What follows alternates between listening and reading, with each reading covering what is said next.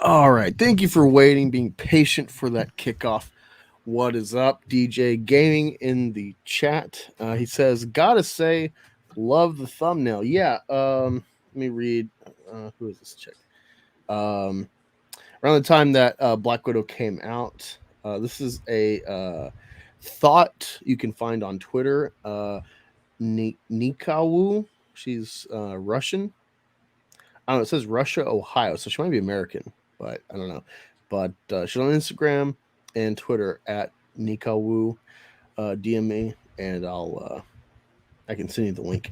But yeah, she's great. Looks good. We showed her last time on stream. She did the Ahsoka Shakti slave Leia get up. Really enjoyed that. Rookie critic. Before we get into any of this crazy news, how you been? Doing pretty freaking great. Hey, really? Yeah. I think you're about to say something, and I'm gonna say how. What is the status? For people who don't know, Rookie made this long video. Oh, he's making 2 videos. He's put one out today. It premiered. Pretty lively chat. Over 10 people in chat, and it's for a YouTuber with multiple millions of subs named Mr. Ballin. And we were talking. You refreshed, and it got like 300 views out of nowhere. He shared it or something. So where is that video at now? Where is your channel at right now on the collective? Yeah, so the Fandom Collective channel right now, we're at 1.15 K subs. So we gained like about 30 subs from that. The video itself is just a like button compilation from Mr. Ballin. This guy tells stories about the strange, dark, and mysterious in story format. He's a former Navy SEAL. He's got a great little shtick. The way he tells stories is fantastic. And he does this little like button thing where people smash the like button, but he destroys it. He takes it to dinner and leaves it with the check. He kidnaps it, brushes its teeth, and makes it drink orange juice. He does awful things to the like button, the poor thing. So we made a compilation of it. It is at like 4,500 views right now. Posted it a little over 4 hours ago. And it's got how does that feel? It's freaking great, man. This took forever to put together here. It's a lot of hard work. It's only a 22-minute long video, which I guess on YouTube, that's like, wow, that's a whole long video. But to me, I'm like, that's a short video with it. And it's got like 142 comments, 800 likes, 3 dislikes, surprisingly. I guess they're trying to give the like button a break and give the dislike button some love or something. Yeah, no, great, I'm feeling good. I'm riding high right now. Dude, that's awesome. Is that like the highest success rate you've had thus far on YouTube? Yeah, I think so. Yeah, like there's one video on the Rookie Critic channel that has like 24K views, but that was accumulated over a year and a half steadily throughout the whole time. So it took a very long time to get to that point. And I think it took like over a month for it to get to 1,000 views. So this is the fastest, getting a couple thousand in like a couple of hours. Like that's the fastest growth ever on a video. I'm loving that for you, dude. Sorry, I'm trying to update the tags on the video. Critic. Yeah, thanks. Yeah, and Mr. Ballin himself saw it on Twitter, and he replied, and he already went and commented on both of the videos that I made for him. So you're having like your Echo Base moment right now with he's like your Mark Hamill. I guess so. But I don't know. It's like the video today, I consider to be the lesser video compared to the one that I'm posting tomorrow, because the one tomorrow is twice as long and had 2 or 3 times as much work, honestly. And took a while to do. This is the one I was telling you about that I'm working on. And you're like, oh, okay, Pearl Jam, right. You know? Yeah. Like, what the hell is this? And I'm like, no, it's more than you think, Mr. Ballin. You're like, how the fuck, what was that supposed to mean to me? Just like, what do you mean you don't know? So yeah, that video is coming out tomorrow morning, and yeah, he already commented on that, said he's excited for it. So hopefully he'll share it out as well. He shared it out on his community tab on YouTube, and people like instantly, like, flock to it. Like every hour there's like, another couple hundred checking out his channel or something, or a couple thousand technically. And he's the type of fan base that 1/3 of his audience, at least 1/3 of his audience, watches all of his videos. and he's got 3 million subs. So it's at least 1 million. Like all his videos get at least 1 million views, if not more. So they're a very attentive fan base. Yet they're not as creative as I would have hoped. Like, our community is very memey. Has like 1,000 memes for all these channels, and there's not that many for Ballin. I kind of want there to be more now. Yeah. One moment. Hey, we got Jenny Godden in the house as well. What's up, Jenny? Thank you for joining. DJ, Jenny. DJ, I did see your tweets, and you saw I liked it. I probably will bring that up towards the end of the Black Widow discussion. Me and Rookie have talked a little bit about this beforehand a couple hours ago, but new developments have transpired in that time. Disney releasing a statement. We'll get into all that. We'll get into Frank Miller getting canceled. The legend, the living god in comics that, where would comics be today without the genius of his work, his different styles of drawing and whatnot. 300, of course, when Ricky talk about the Greeks and the Romans all the time, he has like the quintessential fairly historically accurate fantasy compilation or work that like harnesses the energy of Herodotus, of democracy, of the Spartans, of the West. I love that movie because it's distorted, it's fictionalized, but it really does hold the essence of the Spartans and what they did and the legacy that we get to have thanks to them. So I love that book. I love that movie. I know Rookie's a big fan. He also did Wolverine, Daredevil, The Man Without Fear. He worked on Daredevil before he started writing it himself. Sin City. Done just amazing stuff. And he's getting canceled for Holy Terror. Kind of personal struggle, kind of. It's his Mein Kampf, if you will. With the problem after 9/11, and he got canceled for it. We'll be getting into that. Hill versus Babyface. Actually, we might pull up his video and watch the beginning of it because he has information from years before about the person who got him canceled. What else are we gonna talk about? Here's something else, but of course, memes. We always do memes. So thank you for joining. Are those coming in later? Very much appreciate it.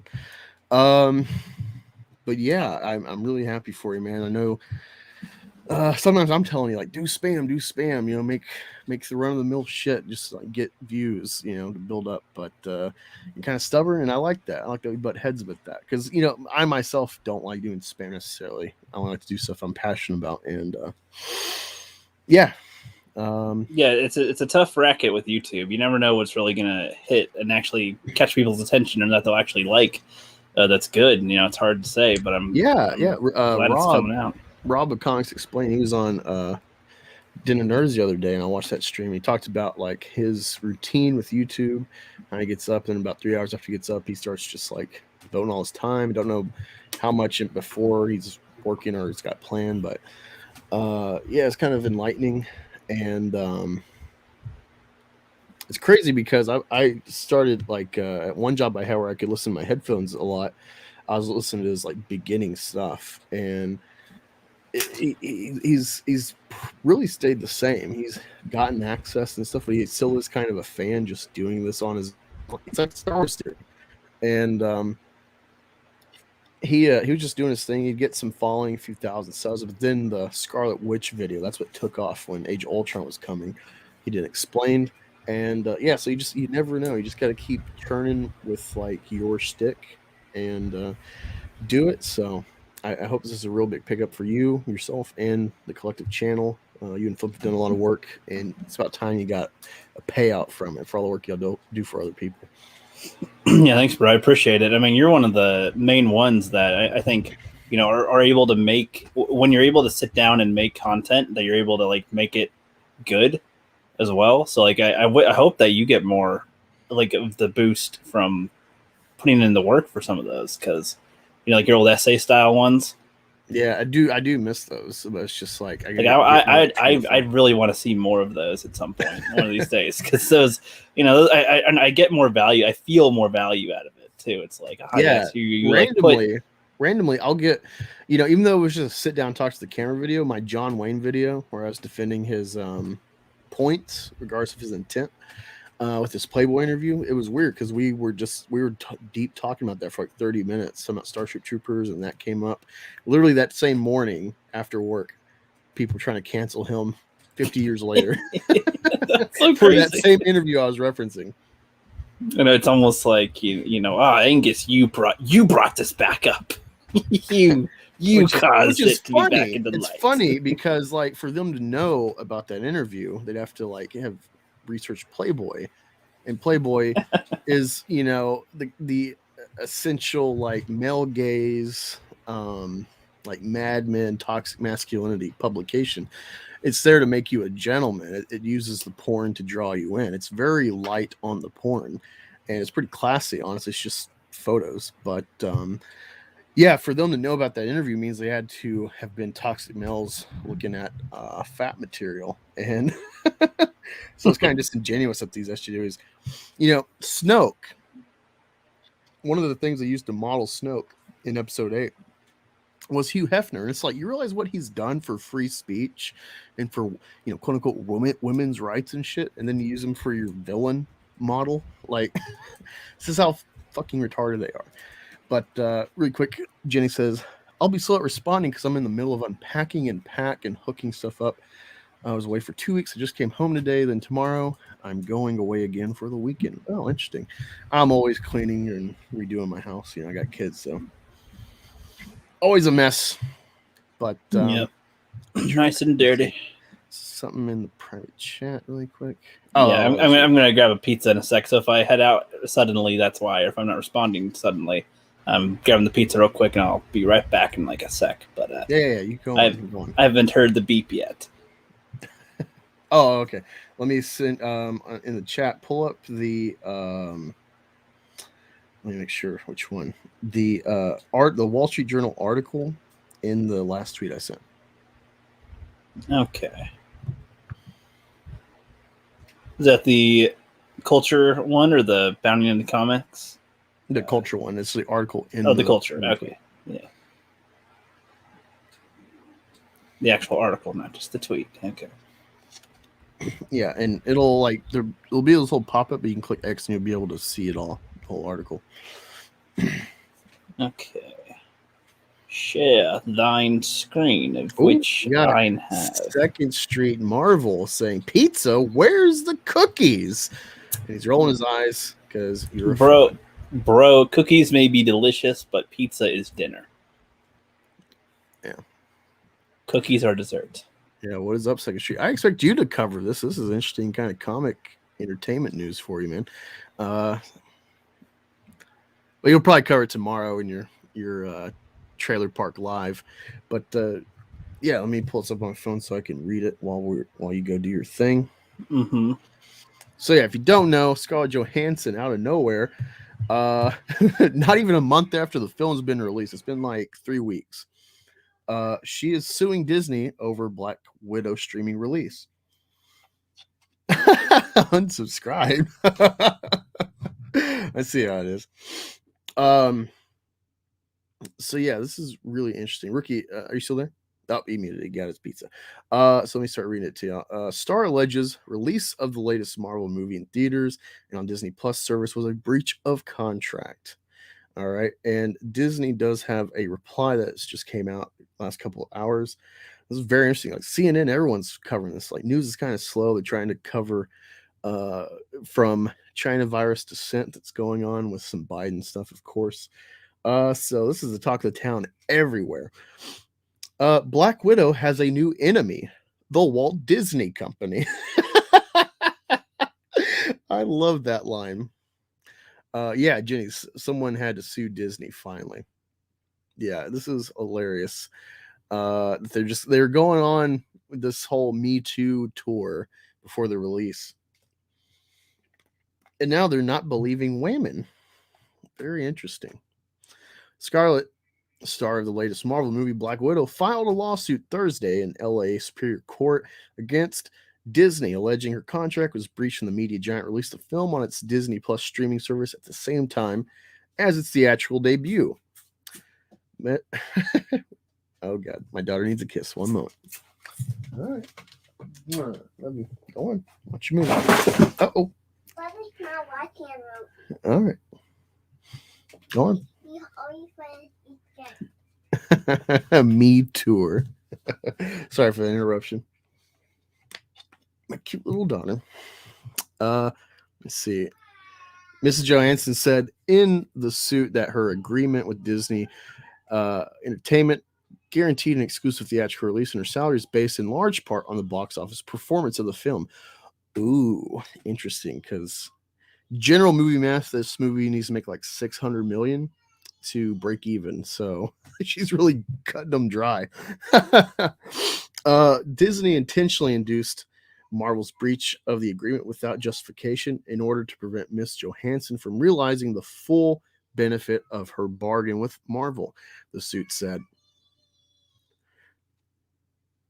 A Disney spokesman said Miss Johansson's suit has no merit and is especially sad and distressing.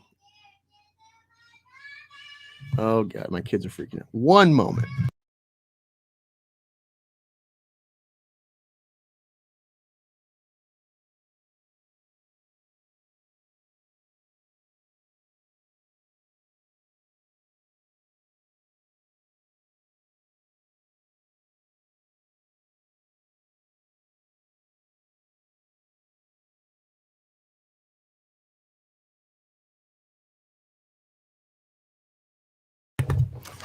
Sorry about that. All right, where was I? So Disney spokesman said Mr. Johansson's suit had no merit, and it's especially sad and distressing in its callous disregard for the horrific and prolonged global effects of the scamdemic. The company said it fully complied with Miss Johansson's contract, and furthermore, the release of Black Widow on Disney Plus with Premier Access has significantly enhanced her ability to earn additional compensation on top of the $20 million she has received to date. Wowee. The suit could be a bellwether for the entertainment industry.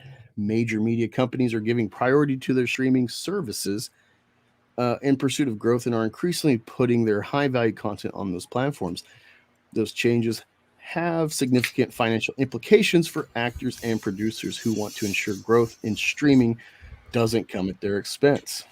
This will surely not be the last case where Hollywood talent stands up to Disney, makes it clear that whatever the company may pretend, it has a legal obligation to honor its contract, said an attorney who represents Johansson. The suit also notes that annual bonuses for Disney chairman Robert Iger and chief executive Bob Chapek are tied to the performance of Disney Plus, and cites that as further motivation for putting Black Widow on the service. Disney has closed in its 2021 proxy that Iger and Chapek both received bonuses for the success of Disney Plus. In short, the message to and from Disney's top management was clear: increase Disney Plus subscribers, never mind your contractual promises, and you'll be rewarded, the suit says. Wow. Disney began releasing movies simultaneously on Disney Plus and in theaters, partly because of the scamdemic, when theaters were closed or at limited capacity, and partly to boost its nascent service. AT&T Warner Media, which operates the HBO Max streaming service, is following a similar strategy for its entire 2021 slate. They mentioned Boss Baby for Universal as an example, and that Warner Bros. Had to renegotiate some contracts. So yeah, that's pretty much it in this article.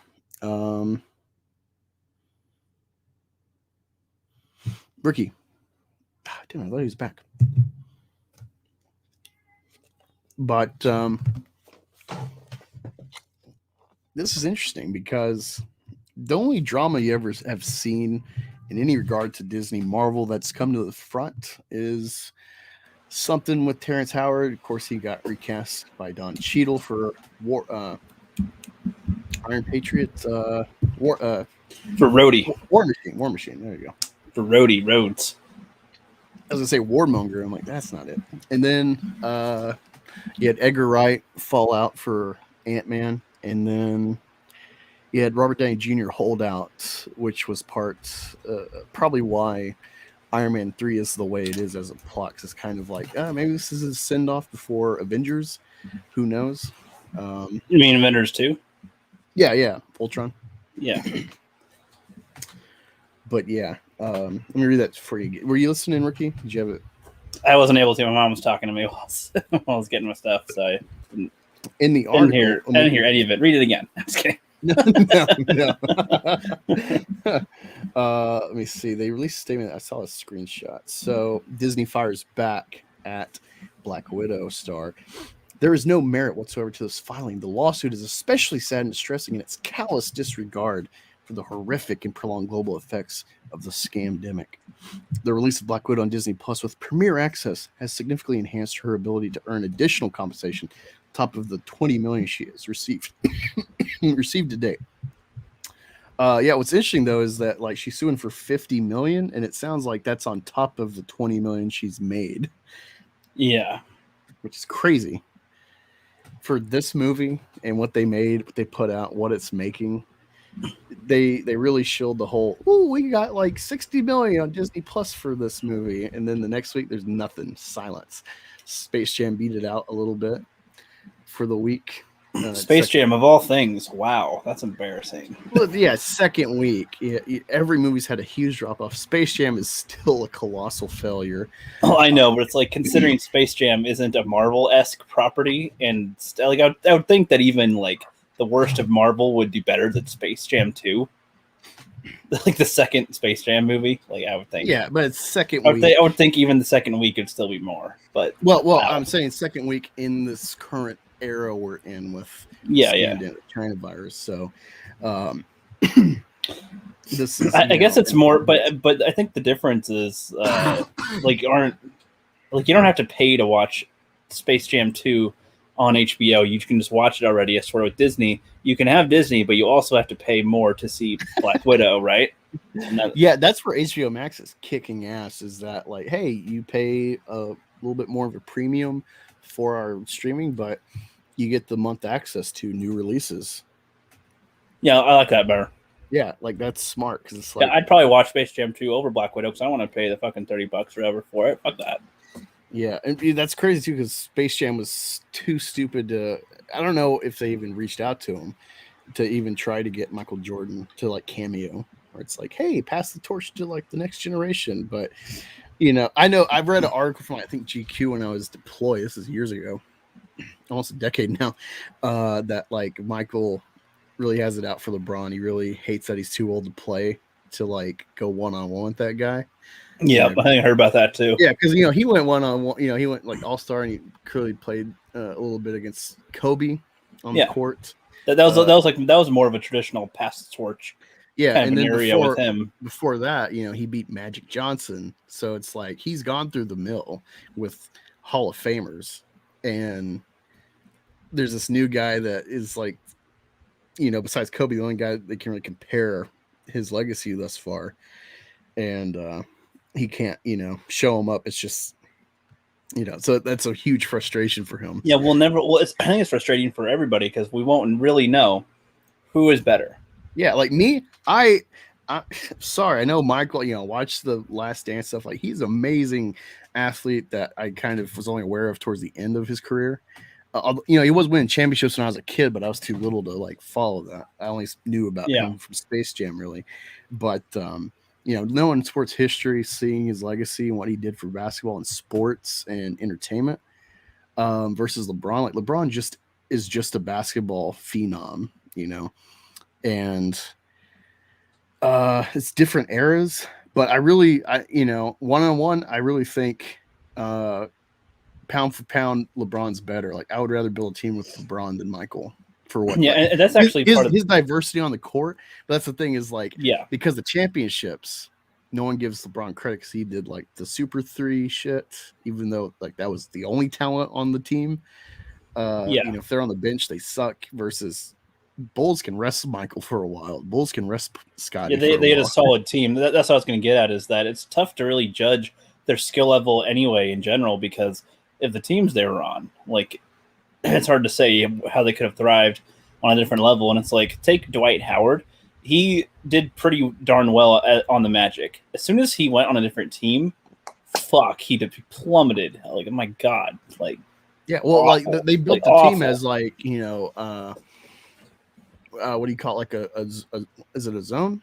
I know football zone, but like basketball, you know, it's like, hey, one guy in the paint with Dwight, and then everyone's like on the perimeter, you know, to like shoot threes. That was like the general, like the inside outside of the Magic. Yeah. And that's the thing, though, is when Michael was by himself as a phenom on the Bulls, they kind of shocked the league and scared the Celtics. But until he started building the team, they never could get past Celtics or the Pistons.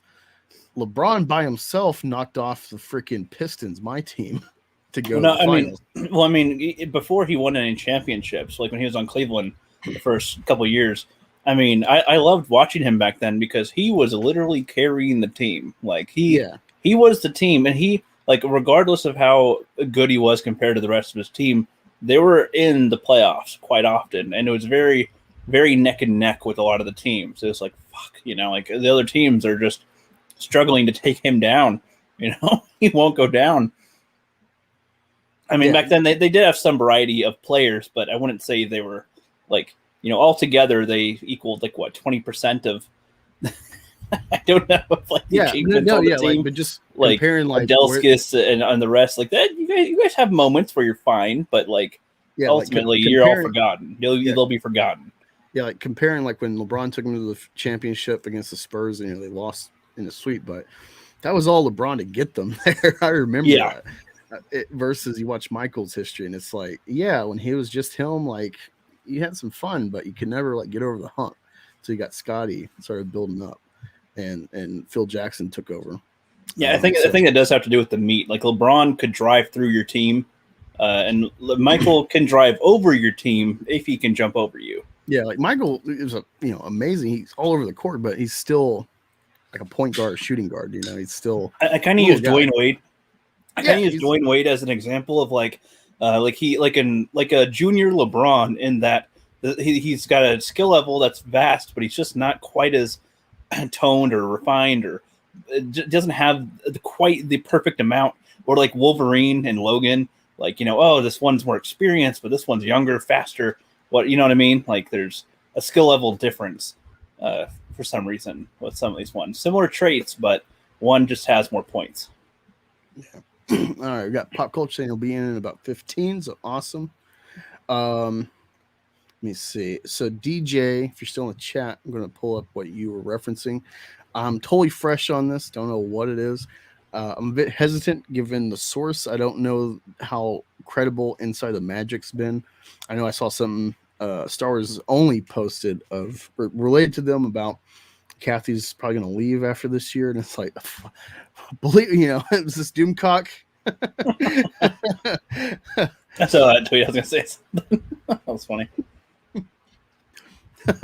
But yeah, let's look at that. Let me send it to you, Rookie, and we'll peruse that article. Peruse it. Do you want me to leave? I'll leave this thing. You know, links to data. Yeah, no, I still that up. Trying to find where the tweets are. In doodly deed, Donkey Kong. What is up, my chat? What's up? Justin is in the house. Proper. Yeah, Justin. Angus was calling me while I was trying to finish my last orders on your stream, and that's why I kept on getting cut out. All right, let me send this to you. So it's got a link in the tweet. A link in the tweet. Oh yeah, baby. All right, oh it's yeah, in the beef chat. Oh yeah, baby. I am on it, Baroski. Yeah, and sorry, Proper and Rookie, that I was interfering with his exit from your stream. And that's all right. It's kind of funny. It made it kind of funny. Frank in the Shawhan Wiener Dog Clan. What is up, my friend? He says, "Arf arf, Rookie and Angus." Black Angus reviews. Sorry, my human kept Rookie too long. What's up, broski? Is that like a weenie dog joke? Too long? It is now. All right, It wasn't on purpose. It is now. Let's look at this. Disney responds to Callis Scarlett Johansson lawsuit.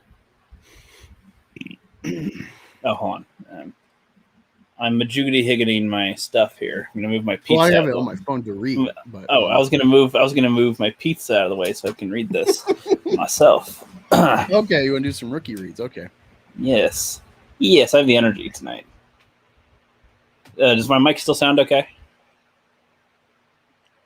Hello. Do y'all hear rookie? No, I was fucking with you. You're fine. Okay, because I moved them. I heard like a little spark, like a little. I was like, yeah, "What?" No. Got me good. You PB, there shouldn't be any spoilers. This is about her suit. You got me good, motherfucker. You got me good. You gotta think I get kids, so I fuck around and pretend I'm asleep on them and shit. And they're like, Daddy, wake up! No, don't die, Daddy. No, come back. Once they put like a finger in mine, I'm like, all right, what? All right, fuck. They know how to get you.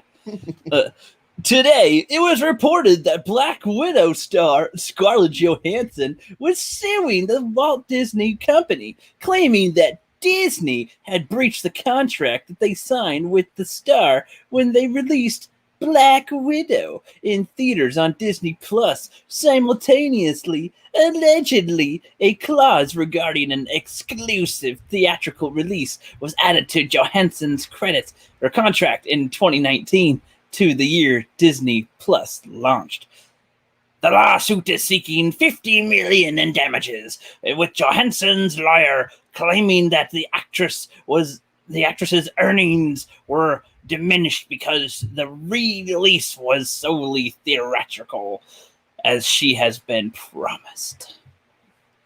Well, fuck. All right. This is crazy because 50 million? 50 million. On top of her 20 million. Like, for one, it's fun to like neg on Disney with like the shit they've done to our fandoms and how they've, used the show media against us. But at the same time, it's like, look how fucking money hungry these like elites are. It's like, oh, the 20 million, end up giving me like 50 fucking million on top of it. Like, while my movie bombs. Seriously. Disney has now responded to the lawsuit. And the house. Okay, I can't do it like that. The House of Mouse, especially that type of wording, and the House of Mouse is not happy, per a statement published by Variety. There is no merit whatsoever to this filing, Disney said in a statement that minced no words while arguing with the company complied with Johansson's contract. The lawsuit is especially sad and distressing in its callous disregard for the horrific and prolonged global effects of the COVID-19 pandemic. The company went down to state that the star has already received $20 million for her work and argued that the release of Black Widow on Disney with the premiere access has significantly enhanced her ability to earn additional compensation on the top of the $20 million that she has already received to date. Disney did not provide any information about whether or not Johansson's deal was renegotiated so that she could share in streaming rental revenue. Yeah, no, I do agree, DJ. They are using the China virus as a cover up to not pay losses. Yeah. From what I understand, Chapek came from like the tourism, the parks department of Disney, and so he's been vital in like figuring out how to keep the shop running, despite all like they were hemorrhaging money at first with the scamdemic, and so like that's where his mind's at. And I get it, like it's just the mouse pretends that they still are what they used to be. And maybe they never actually were that, but I think it's clear to argue that they were because of like the spirit all around it and stuff. People seem to be generally happy with Disney until 2000s, Yeah, I think so. Sorry, you can continue. Oh, there. The new lawsuit.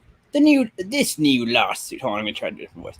This new lawsuit is just one more problem to plague Marvel's newest superhero movie. Black Widow has suffered more than one issue since its July 9th, 2021 release. The film suffered a historical box office crash in its second weekend. Historical box office crash, Jesus Christ, and has also been suffering from a huge case of pirating. Pirating, arg! Seemingly has been made easier since people were able to purchase the film on Disney Plus with Premiere Access, and there is no way to monitor it if it were being recorded or not. But they do have a way to block screenshots, oddly enough, so... Didn't China block Black Widow? Or I think so. I think so. Well, it's like on Amazon. Like, I tried taking this. They're like, thank you, district that has the Uyghurs locked up. Millions, in the concentration camps. Thank you. Doing justice. Yeah, doing justice. Thank you. Yeah.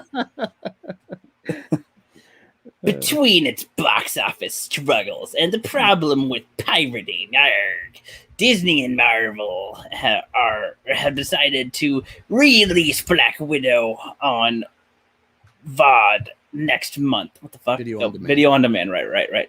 Ancient terms here. Forgot about that one. Next month on the Blu-ray in September, in a bid to recoup some of the profits it has presumably lost. Johansson's attorney has accused Disney of hiding behind the pandemic and using it as a way to breach their contracts, he told Variety. Damn. Disney fucking cheapwads. All right. You gotta think, Thor, Chris Hemsworth, I think he only got like 500,000 or less for the first Thor.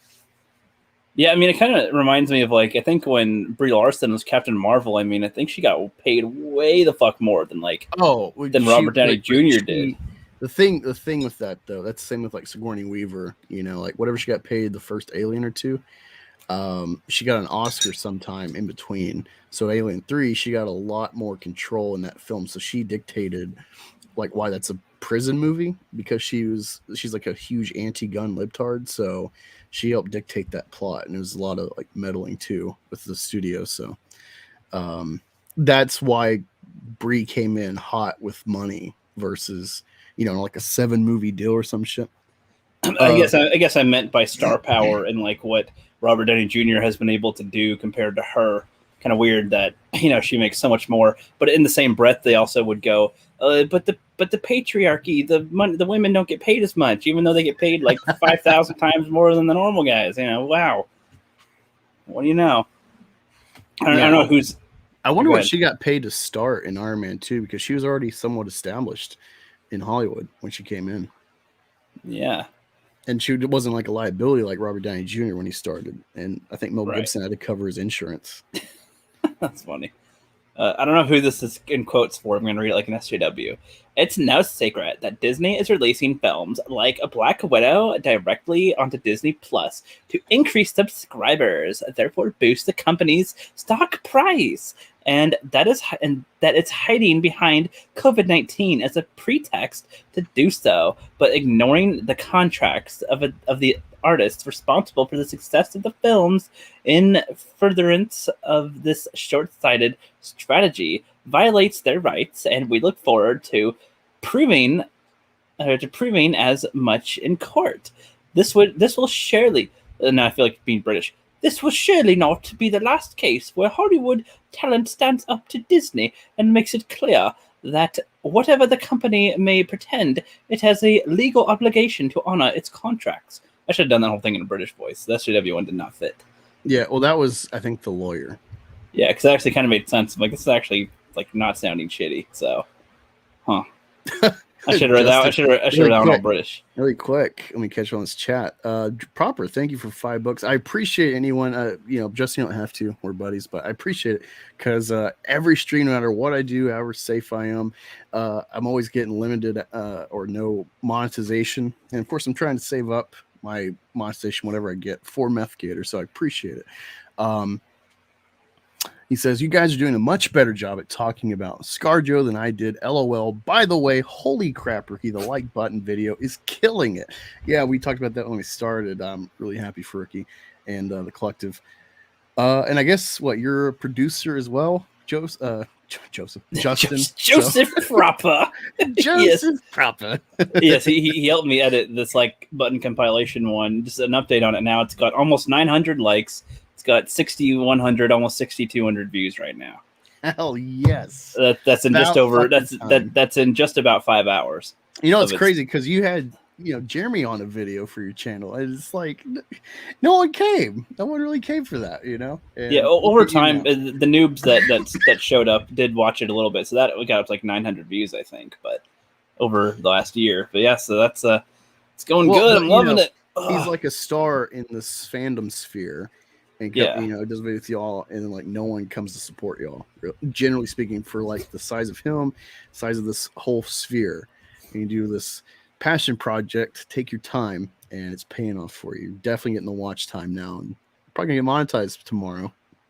Yeah, I think so. I mean, I told you our watch hours was abysmal for a while because we didn't really post much this year. But this alone is if we're not there by tonight, we'll probably be there by tomorrow. So yeah, it'll be fantastic. DJ Gaming, I guess responding to your Pirates of drink up me hearties, yo ho, yes, we love to do a pirate voice every now and then. Grr. Shawhan's loving it.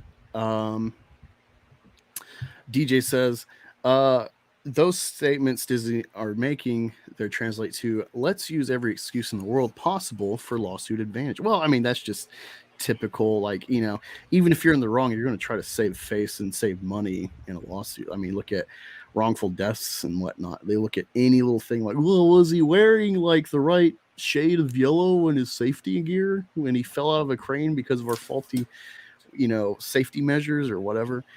We got okay, I gotta disagree with you here, DJ. He says Iron Man 2 is the pinnacle of her career. Watch Marriage Story with Kylo Ren. That is a gut-wrenching performance by both of them. She's kind of a Hillary Clinton bitch in that movie. She does well in that role of it's supposed to be a nice smooth divorce, share the kid. And then, it's a very good red pill entertainment movie, despite whatever the intent was. Yeah, that one's on my list. That one's on my list. It's on my Netflix. Gut-wrenching performance by Adam Driver. By Tim Possible. Yeah. Yeah. By Tim. He sings it it's, that movie, sure, look, Raylos are weird, but that movie can show you why he's a heartthrob for these girls, legitimately. Yeah. Really felt for me. Got Wookiee Lives Matter. What's up, man? I got to download Discord and get in contact with you. He says, oh my God, totally. Oh my God, totally. Yeah. Sean says, just wait till the lawsuit starts. DJ's giving you props for your work. Thank you very much, DJ. Appreciate that. You see, it says the other like button videos are very limited. We were the first ones to make an ultimate compilation. Mr. Ballin's community is amazing. That's really awesome. Dude, you got to hit him up, get him on a stream, like a celebration stream or something after the next video. Yeah, I mean, we'll see what he feels like. In my next video, I do mention, hey, if Mr. Ballin sees this, I'm saying it'd be cool if he did a stream every now and then, to do something. He's got 3 million subscribers. I mean, if he got super chats, I do mention, hey, you probably want to respond to those in a recording or something over a month's time to, answer all of them and then put that out as video. But who knows? Who knows? Yeah, but yeah, everyone get prepared. Be following Ricky Critic and the Fan Collective. Follow Mr. Ballin. And once we kind of coordinate, definitely start, going at them do this stream with Rookie and the collective. Yeah, but hey, what's cool too is that with the collective rising, so will a lot of people in our community. I think the more eyes on the collective that shares everybody out. You know, it'll be kind of like it's a good daisy chain in a way to everybody. And Angus here is going to be posting for us here and there on occasion with his comic knowledge in the future. Well, I didn't know you would announce that. I was lingering with that. It's like, let's all celebrate Rookie. And no. I think that's worth mentioning too, because you're one of the OGs. You're one of the OGs around here, though. You know, you're one of the ones that even though you push for some of the spam ones, I know that you understand and respect the hardworking ones with the videos. So yeah, hell yeah. I do get irritated with how some people get success but with just crap, and it's about time someone like you and Flip get your due. That nerd drive shout out. What? we do things and we do stuff and things. Yeah. Chewbacca Car, I meant to ask you in the reply, is it Wookiee Lives Matter, is it Chewbacca Cabra space #space that number, or is it all one thing together? Or is there even a hashtag? Is it just completely mushed together? That way I know for the future. Yes. Yeah, PB, what is up? Not much. You've been listening in. I've been listening to most of it. I missed the beginning part when you had a troll in your chat. I had a troll? Yeah. Who was he? Was on 2nd Street. Oh, I love 2nd Street. Relax. Okay. Take a deep breath. I mean, you had to have seen what he wrote. Like, I'm saying that he was trolling because he did not unsubscribe from you. Oh, no, we didn't even see that as a trolly thing. Yeah, we fuck each other all the time. You know, I go in his chat and he'll have like grass-fed beef in his stomach. I'm like, quit appropriating my culture. Beautiful. Cows will have their day someday. I mean, they have their day every day in India. Oh God! Speaking of cows, not really though, but still, PB. I don't think I told you this. I don't think I told you this. But so lady came into Subway last week, and guess what she ordered? The tuna. Keyword. It wasn't a sandwich. Oh. Guess what she ordered? She ordered 5 pounds of roast beef. She was like, I'd like to have an Impossible Burger.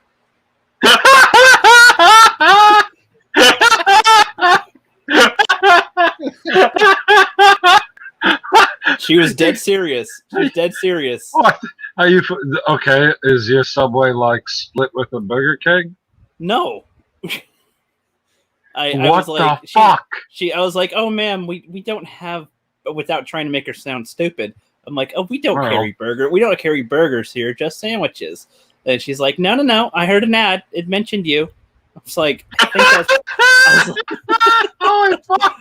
I was like, she watched the Burger King ad and there's a Subway ad right after. And she's like, yeah. Yeah, she thought it was the same, or if they said, oh, like a sub instead of like a Subway, like they could have just said a sub meaning a sandwich, like their Impossible Sandwich or something. Who knows? But she, was convinced that we had burgers, and I wanted to break down how that's impossible. One being, we don't have a stove or a grill or a fire to make burgers with. Two, why would we have Impossible Burgers before hamburgers? Fuck that. And then like, am I supposed to cook it with what? Like, I'm one. We usually have like 1 or 2 employees on shift. Like what? And like Impossible. She left the store because we didn't have Impossible Burgers. I was like, get some fucking Impossible Burgers, guys. This is ridiculous. Yeah, we can't lose a customer like that. You gotta get our. Those are the ones you don't want to lose. Yeah, like it was bad enough when we had veggie patties, but like Impossible Burger. She asked for Impossible. We used to have veggie patties, which were like fake meat patties, I guess, but like those were specifically very different than Impossible Burgers, because the Impossible Burgers try to be like, hey, we taste just like a burger, but we're made out of plant shit. And it's just like, no, we don't have that chat. You guys know what I mean here? Like, you see what you gotta deal with. An ad. Yeah, and obviously it must be that she's right and I'm wrong because she heard it on an ad, Right, and you've just been working there for how many years? Believe all women. But like 5 years, yeah, So. And believe all women, exactly. I wanted to seriously go, lady, you're retarded because there's these reasons why we don't have one. But I was very nice. And was like, no, we don't have them, ma'am. Wookie says toasted burgers. Okay. Could you toast that burger for me, please? Yeah, if you want it raw on the inside and dry on the outside. Yeah. No, I want it raw on the inside and black on the outside. I can do that for you. So the tuna study is inconclusive. Fucking whatever. They try to attack Subway's ingredients all the time. They changed the turkey ingredients. They changed the steak. They changed the bacon. I don't know. People will say, "Is that tuna?" I don't know. They probably change the ingredients all the time. I just serve this to you. I don't know. I don't care if it actually is tuna. It could be fucking turkey for all I know. To me, it's like fucking tuna. To me, it could have been cat food that they put into a pouch and then gave to Subway. I don't care. Bingo. It's just it. Yeah, I don't know. It's just like, no, don't. Like in Ireland, what was it? Was Angus? Was this you, Angus? Yeah, we got on this tangent. You were talking about how bread, like in Ireland or something. There's a Supreme Court case about the bread in Ireland. Like the bread wasn't legally bread because of the sugar content. What? Wait, what? There was a Supreme Court ruling about like taxes or some shit that Subway had to pay for like what they were charging because they were selling quote unquote bread, but legally by their standard, it is like a dessert because of the sugar content. So it falls under a different tax code or some shit. So they're making donuts with their sandwiches over there. Bastards. Hey, what's up, Sherry? What is up? Speaker of the Hi, day. Sherry. Hi, Brian. Hit you up soon. Checks. I'll be getting to work. Hopefully next week I'll be getting back to work from my workers' comp injury. Yep. Right, to answer your question, Adam, cookies are the safest thing to eat. Yeah.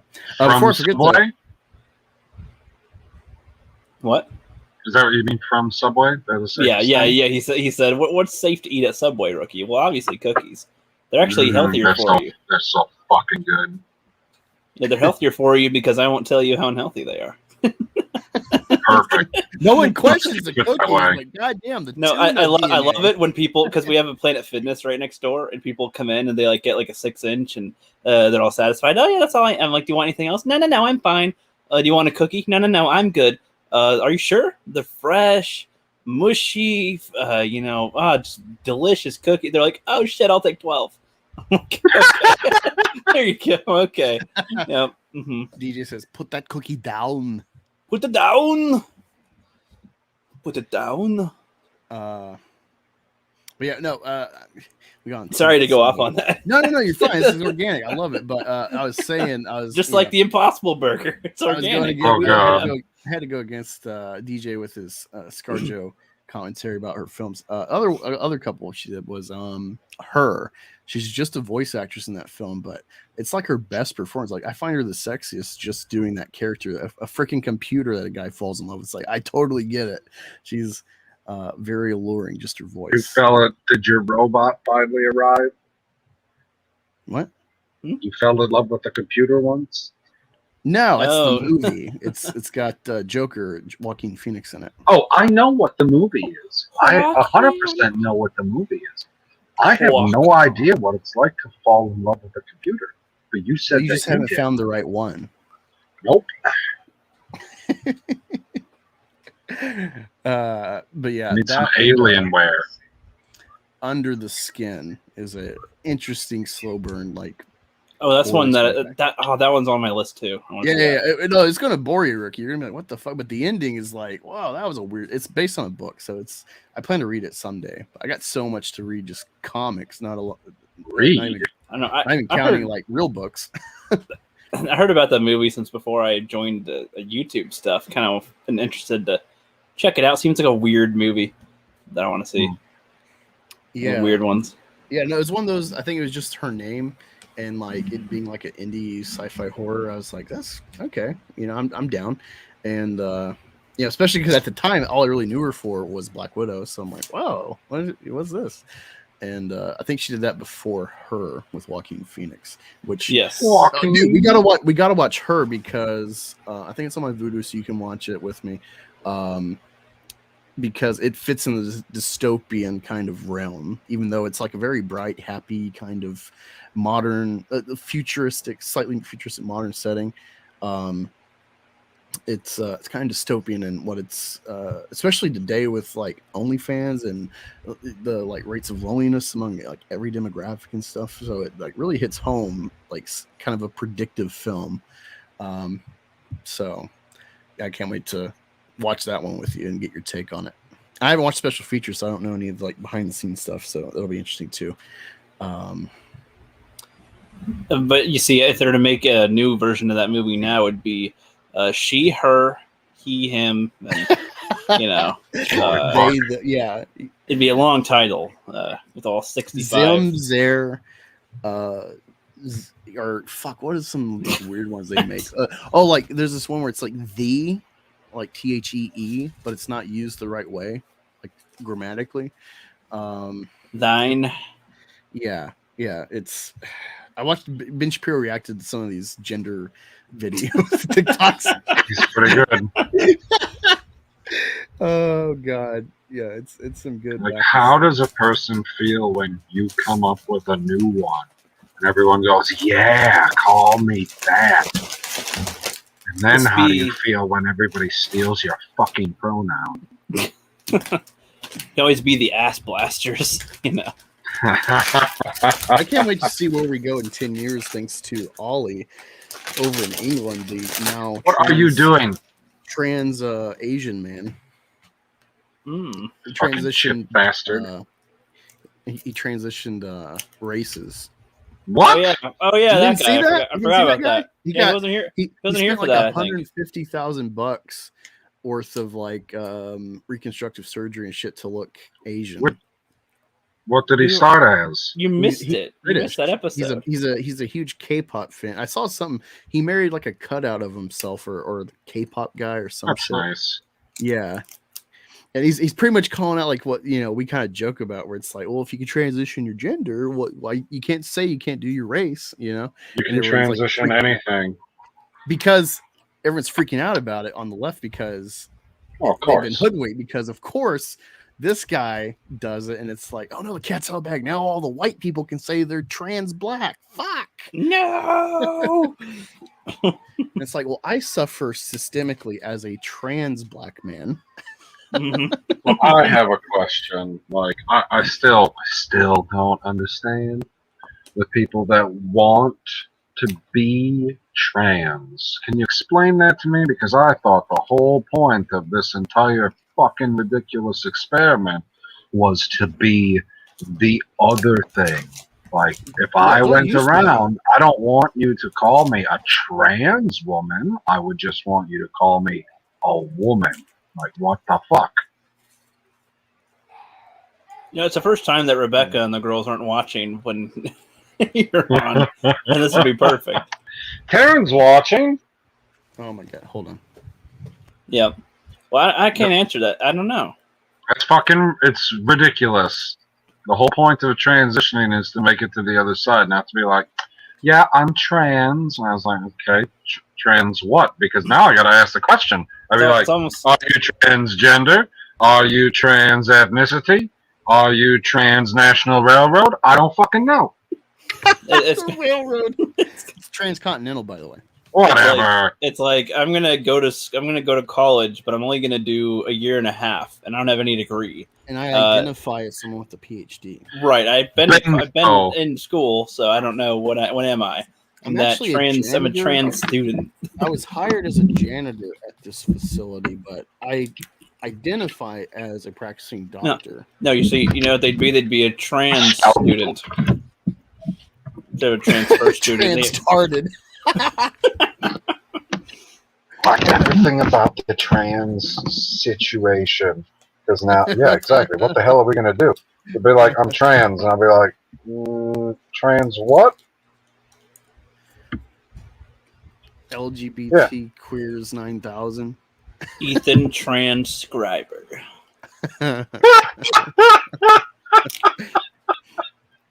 Holy fuck. Oh, that's pretty good. Hey, Rookie, remember when they were attacking me for my 501st thing and Urban Acolyte got me a little bit of attention? Urban Acolyte came after you? He did. Well, he tried to rope it. He sold it as a Jeremy thing, but it was really about me. It had nothing to do with Jeremy. Oh, of course it did. Wait, you mean like with B-level or? Well, yeah. Nah, man. Urban Acolytes. I called out 501st because there's that whole drama with them going after Stephen Wayne for his parody, which is totally legal in America. Like his parody 501st Skeletor logo. And they're like, he's attacking, you know, and like in the Facebook shit, they were saying like, we don't want Disney to associate us with them because we get access to like Lucasfilm shit, blah blah blah. And it's like, haha, caught you. And they're like, oh, we do charity. You can't mock us. And it's like, have you seen SNL? Yes. They make fun of fucking charities all the time. Make-A-Wish and everything else, you know? Yep. It's a good point. And so, like, I got that's one of my worst downvoted videos, like the ratio on it, back and forth. And I don't give a fuck. But then, like, Urban Acolyte came. So then I responded laughingly, and I was saying where it's like, I sold it as like, SJW's attack by person of color. They never bothered me after that. Oh yeah, I was like, God, that feels like ancient time. Don't make me become trans because I can just say I am. Like, then you could say what you could say what you want, and they can't say nothing without being hypocrites. You're attacking a minority. Let you be free and speak your mind. Wookie says, "Oh wait, it's all horseshit." Anyway, I almost forgot. DJ says, "I identify as Hot Wheels." Yeah, I was going through some of my old tweets, and there's this one where someone's like, "What's a controversial Star Wars opinion or something?" And I'm like, "Leia sucks. Fuck that bitch," or something like that. I really hate the character, and there's like a horrible ratio of like these. You know that Carrie's dead or something. Well, yeah, they're trying to say that, or like, oh, he hates strong women, and like there's always. So I'm just like going through blocking these weird they them. Half of them are like minor accounts that are following these weird accounts that like they all flock to. And it's like it's all just about like stan accounts of like Anakin or Leia or Ahsoka, and they all like have their location as like they them, he, her, and shit. So I'm like block, like all these likes and retweets. I don't give a fuck. You're not people. You're not real. Yeah. Like, you know, you try to, you know, I've learned you don't engage these weirdos. You just block them because then they have no power. They're screaming to the void. Oh, that's why I hit the mute button. No, I block. I don't want to fucking, I'm not having like one of the big ones that retweeted is like, oh yeah, I got really irritated when I saw his profile. He's ignorant. Someone's like, what'd you expect? His pronouns are he, ha, ha. And I was like, I forgot I did that. Good shit. You need to bring that back. That's funny. No, it's still there. My pronouns are still he, ha, ha. You need to announce that more when you stream or something. Yeah, I should introduce everyone. Like, oh, Tim Possible's here. Pronouns he, him. I am Angus. He, ha, ha. It's funny because especially if you play it off seriously, it's like hey, why are you laughing? Don't make fun. It's These are my pronouns. You get your own. Yeah, hey, DJ says at least she's willing to wear a gold bikini. Yeah. So let me turn on my camera really quick. If you see right here, I have Greg Horn's Slave Leia, where she's choking on Jabba. She's got all these raunchy tattoos. You can make your screen bigger too with the. I did. I never share my camera, so. I know, but to go full screen. There you go. There you go. There you go. So yeah, you see right there, that's the Greg Horn. You can look up Greg Horn Slave Leia. It's a really hot photo. Love it. The only good Leia, in my opinion, is a slave Leia. Hail to that, yes. As long as she's, chained up, of course. Oh yeah, we got to restrain the matriarchy. How else is she supposed to pay her reparations? She's a white woman. She owes the reparations to the she's people. No. Tattooing. Yeah, she's been she realizes she has too much privilege as a princess and a white woman, so she's putting herself in chains like people are doing today, like people do today. Remember when Cecil was funny and used to do all those C-3PO videos about like C-3PO's masculinity? That's why Solo failed and shit. Is that funny anymore? He needs to do something like that about like Leia, how she's like a toxic feminist or some shit.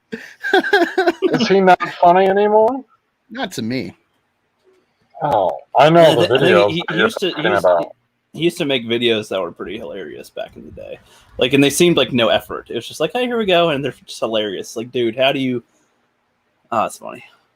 No, his brand of thinking is just that little bit off where these things just come to him. As a white princess, I identify as a slave girl, says Leia.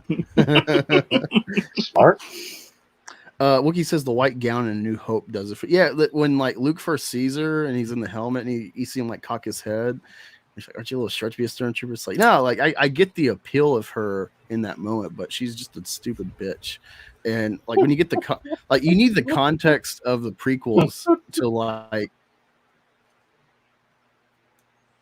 Oh, you cut out if you're to finish your sentence, please. You were gonna give us the answers, and now it just faded. Right, we knew exactly why Leia was going. The matriarchy killed him. Right, they're like, you're going after Wham and cancel your fucking microphone. Plug your microphone back in, guy. What would we do without an Angus bar? Now you are. Yes. Okay. No, my internet goes in and out sometimes. Like usually when I stream, it stays up, but like off and on, it's just been going in and out. That's what she said. Anyway. Yeah, is it a steady relationship? Great stream. Have a good evening all later. Thanks for told you Karen was still watching. Oh yeah, Karen. I Karen a lot. She's funny. Keep Karen. Yes. DJ, no, I don't. Well, I think I have a Discord, but I haven't used it in so long. Discord's so confusing. Yeah, I don't like it. I'm only going to get on Discord for Wookiee. Like, I have access to you on Twitter, so I'll chat with you there if you want to. But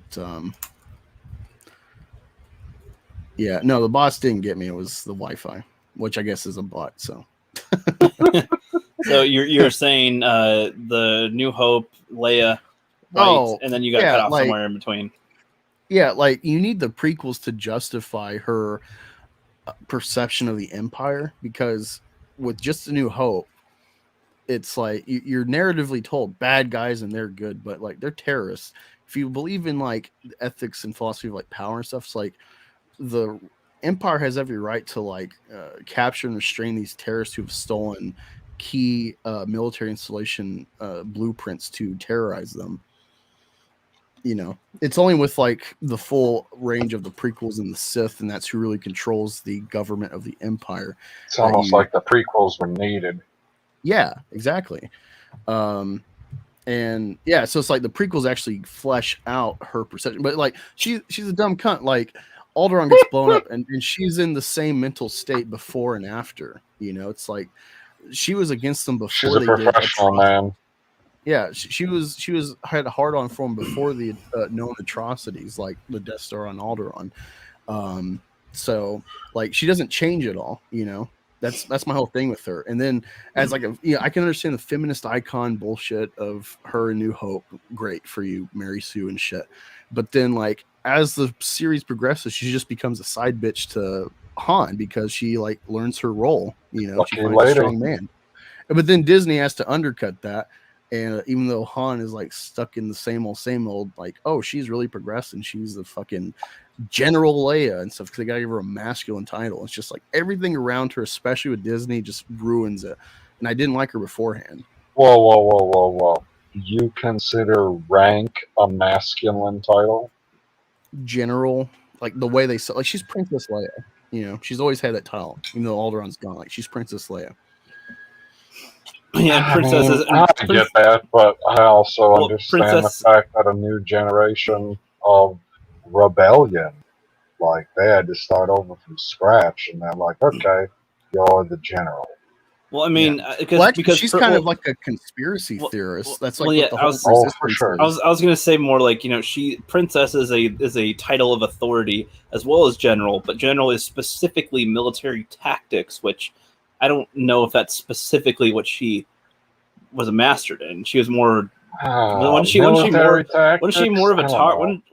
of like, you know, diplomacy kind of like that was her role? Yeah, she was like a senator. She was raised with, but she knows how to get out of a situation, sure. But I assume there's actually other people that make the real plans. Like, yeah, I knew what you were doing, DJ. Yeah, DJ. Yeah, baby. He's doing the whole like, my lord. It's like, go fuck yourself. So she was a princess because what she was a princess of no longer exists, and now she is the general of something that currently exists. But I mean, does your I don't know if your title goes away just because the physical things. I don't know. If your country disappears, you're not the queen of that country anymore. Well, I mean, technically you're the queen of it, but it doesn't mean you have more authority. It doesn't mean that you have authority of other people automatically. But if they choose to follow you, I mean, I don't see why you can't make more people. You see what I mean? Like you could still, you're the leader of these people. I agree with you about that. Yeah. But let's say you're new to the resistance. God, what's the fucking name? Anyway, are you going to listen to a princess or a general? Both. I mean, that's what I'm saying. Both have authority, essentially. Yeah, no, I understand that, like, you know, with her experience in like a new fight, she could be a general. Like that's not a problem, but it's a clear like masculine role. You know, it's like Tila and shit. You know, it's no. I would agree with you though that it's pretty disappointing. Resistance. You already have the fucking new Republic, but she's like this side paramilitary. She's like the brown shirts for Hitler. You know, it's a paramilitary organization that's not under their jurisdiction technically. Yeah, I mean, I guess to me, I would think there'd be a male that is either equal to her or if not above her. And then you got Admiral Holdo. There's no men in leadership, you know. I know. That's a serious problem with the fact that you can literally watch them take the women, at least the ones from back in the day, and like you said, they have progression. You can be like, oh, you went from there to there. All of the men regressed, except for maybe Chewbacca. Well, he probably regressed the most. I'd say he just is constantly present, but off to the side. Like Frank, I'm here, over here. Frank's the queen of a blown up world. Exactly. Yeah. Well. So it's like if you ever watched Dragon Ball, I mean, you know, Prince Vegeta, you know, his whole planet got destroyed as well. Oddly enough, in his whole race. Ego problem, guy. Well, yeah, but it doesn't matter if there's his people around or not. He's still Prince Vegeta. He's not, you know, I am just General Vegeta, or I am something else. I shall lead the Earthlings into battle as General Vegeta. It's like, no, he's still Prince, and he has kids, and he's still, you know, a prince essentially. So it's like he could. No, he's the only one who does. His wife does. You know, his girl does. I'd have to go back and rewatch that. Then it's been a while. Thanks for joining. It says Chewbacca is an animal. I somewhat agree. Well, he's like a sentient alien species. So he's a sentient animal. I mean, most of the creatures in the universe that aren't humans are some type of humanoid. Wookiee says Chewie would have eaten the pork. Just saying. Yeah, I agree. I agree and that would have been a comedic scene. That would have been hilarious. Like, oh, he feels so bad, or like, oh, the poor pork. Like, I was waiting for him to like, fuck it. That would have been hilarious. If he scarfed it down. You already cooked it. Now you're just wasting in front of all the porgs as they watch in horror. As oh no, if we don't run out of here like we should, he's gonna eat us too. You know, he's hungry. Right. Snatch one. See what it tastes like raw. I did like the little gag in Last Jedi when after Luke threw the saber, you see the porgs like they're like looking in the tube and That was like kinda- hitting the button. It's like that was "I kind of can kill funny. you, fuckers." But it would have been funny if they showed it happening. That would be funny. Like I'd be like, you actually got because killed. they got to worry with the kids and shit because we're in this pussy generation. What they could have Oh, done to a kid's carry out worried the that a joke- bird got killed. Oh no! I'm saying what they could have done to carry out the same joke but be safe for the kids is because you see like how fucking volatile it is. Like Kylo catches the saber and stabs it through the guy's face. Yeah. The last guard. But they could have done something like that where it's like Rey goes to like pick it up and the porgs are there and then it's like you hear like zzz, it's like oh fuck you see it cuts away and you see feathers on coming to screen like oh shit that pork's dead. After you hear that squawk. yeah Like squawk? I don't know. No, they they make do like weird noises. and you're like But yeah, imagine sounds that. pretty cool. Imagine that noise, but dying. yeah remember I only when ever seen it one time. remember when Chewie's going through like the salt mine thing on what was that stupid ass salt planet? Red Hoth. Yeah, it was Red Hoth, essentially, yeah. And like Chewie's doing shit when the Falcon comes back into the fight and you hear the poor go like blah blah.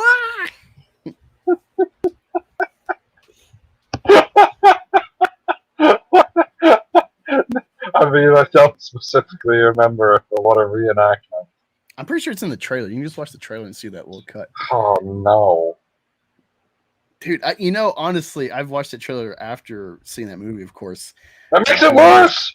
And it was a goddamn great trailer, man. No, it was a great trailer. I was like, I'm so fucking It's so excited for dark this and- goddamn movie. Fuck, Kylo's gonna fuck shit up, It's gonna be He's like pointing the fucking saber epic. when he's about to fight Luke, and he's like pointing the saber to do that shot towards his face with the saber glistening, and it's like, oh yeah, it's evil. And it's like he fought a fucking hologram. He didn't fight a hologram. They danced. There was no fight. Yeah, man, that was so stupid. They didn't make the Knights of Ren the Praetorian Guard. Like that should have been an extension of them. It's like, oh no, they're totally different. Like, yeah, fuck the Knights of Ren. God, I fucking hate that movie. So much. Wait, my explanation of what exactly? Of the joke that they could have pulled with the porgs? Nuggets Yes. are ground feathers and beaks. Oh, they're still tasty. The fuck? Wait, no, I gotta look this up. What is the goddamn planet name? Crate. Yeah, There you crate. go. You name a planet after a fucking milk crate. Like, No, guy. It's His name spelled is with Crank. an I. oh, totally different. They should have named it Crank. Oh yeah, Crank. that would be so cool if they mixed Star Wars and Crank. Oh, that'd be interesting. Dude, that'd be a cool. They could do, man. Before Knights of Ren was found out to be so fucking gay in episode 9, they could have done like could have got the Crank directors to do a spin-off. Hey, I knew I should have added him to the tweet, but I didn't. Sorry. What's up, everyone? So, broski? How's it going? Let's see. Good. We're just talking about your favorite movie. Really quick, Oh, yeah. DJ says, talking of gruesome in Star Wars, they called the Clone Wars a family-friendly show, and yet there was a full scene of Riff Tamsin exploding on Mon Calamari and several other instances of gore. Yeah, no, they do really dark. Yeah, they have like a shark shit. character rip someone's head off practically. It's like, Jesus Christ. Okay. It says, holy moly, Kylo Ren just joined. Yeah, Tim Possible. Bingo. Awesome. You could totally just walk into buildings like that have Star Wars and notice that, hey Adam, what's up, man? It's like, hey bro. just no second guessing or ID needed. It's You should like crash a red carpet that like Adam Driver is going to be at, and like before he's there, just like stroll through there somehow, like sneak through the security, and everyone's like, oh my god, Adam, yeah, signature, sign my titties, and then like he finally comes, and he's like, oh look, it's a Kylo impersonator. Hey, glad you're here. they end up kicking Adam out. They're like, man, you're a Dollar General version to Adam, and I'm like sitting there going, be like, no, he looks like me, and it's like, dude, stop it. You know, you just you go check his pocket. He stole my wallet. He stole my ID. Look, you know, he's a thief. Tim, what is up? You did a stream earlier. Tell us about it, how it went, some key points in your discussion. It went pretty well. I said it a little earlier because I wanted some of my UK friends, whatever, because I felt bad because like when we start at like 9 o'clock, it's like, what is it, like 2 a.m. for them? It's like 3, I think. Yeah, like 5 hours ahead. Yeah, if you're Eastern time, yeah, that's about 2 a.m. for them. Yeah, so I felt bad, so I did it earlier, but then they all had like kind of things come up, so I was like, darn it, I did it for you, but this like stuff. I realized like real life happens. So, but no, overall, I was pretty happy. I felt like we had a like pretty good discussion about it. Like I brought some nostalgic factors back because we watched the old school trailers and wish I didn't get copyrighted for. Hallelujah! But we watched the old Inception trailer, the old Matrix trailer, and just kind of looked at them, like broken around, like what you like about them. And then the next round was like, which one is better? And then I did that survey online, which Matrix dominated the conversation. But Matrix film and Inception are both in my top 5. Gladiator is probably the #1 movie of all time, but it goes back and forth to the Matrix. And Inception is a film that I appreciate over time more and more because it's multi-layered compared to the Matrix 1, by the way.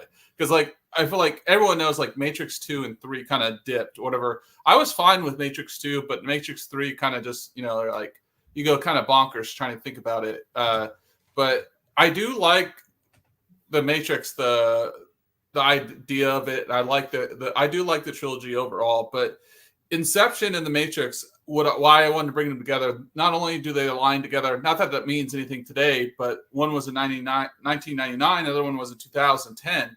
They're both like relatively the same. I'm looking at it now. I think they're like 90. What are they, like 89% on Rotten Tomatoes? Not that means anything today.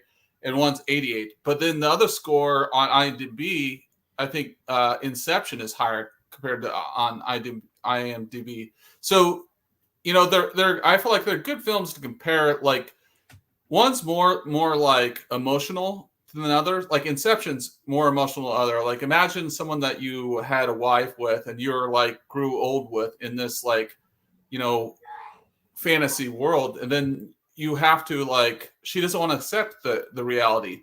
In the Matrix, you know, they accept the red pill and figure out what's going on. Essentially, you know, Leonardo DiCaprio's wife, she knew the reality and then got so lost in it, she couldn't accept it anymore. Right? She got so like kind of delusional.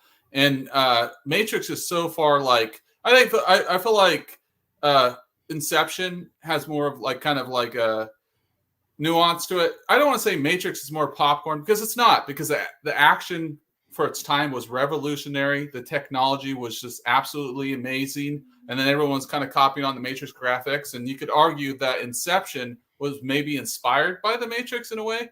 But no, I feel like we had some really good like conversations about it. I know it's not like really a relevant topic today or whatever, but like I feel like the Matrix will always be remembered. Right. Yeah, and I think like both of them will.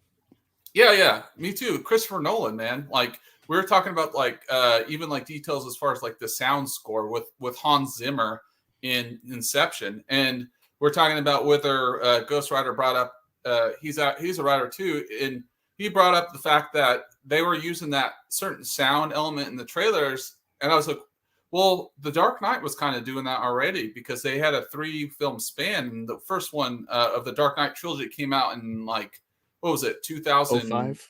Yeah, and then 2008 and 2012, right? The last one was the same year as Avengers.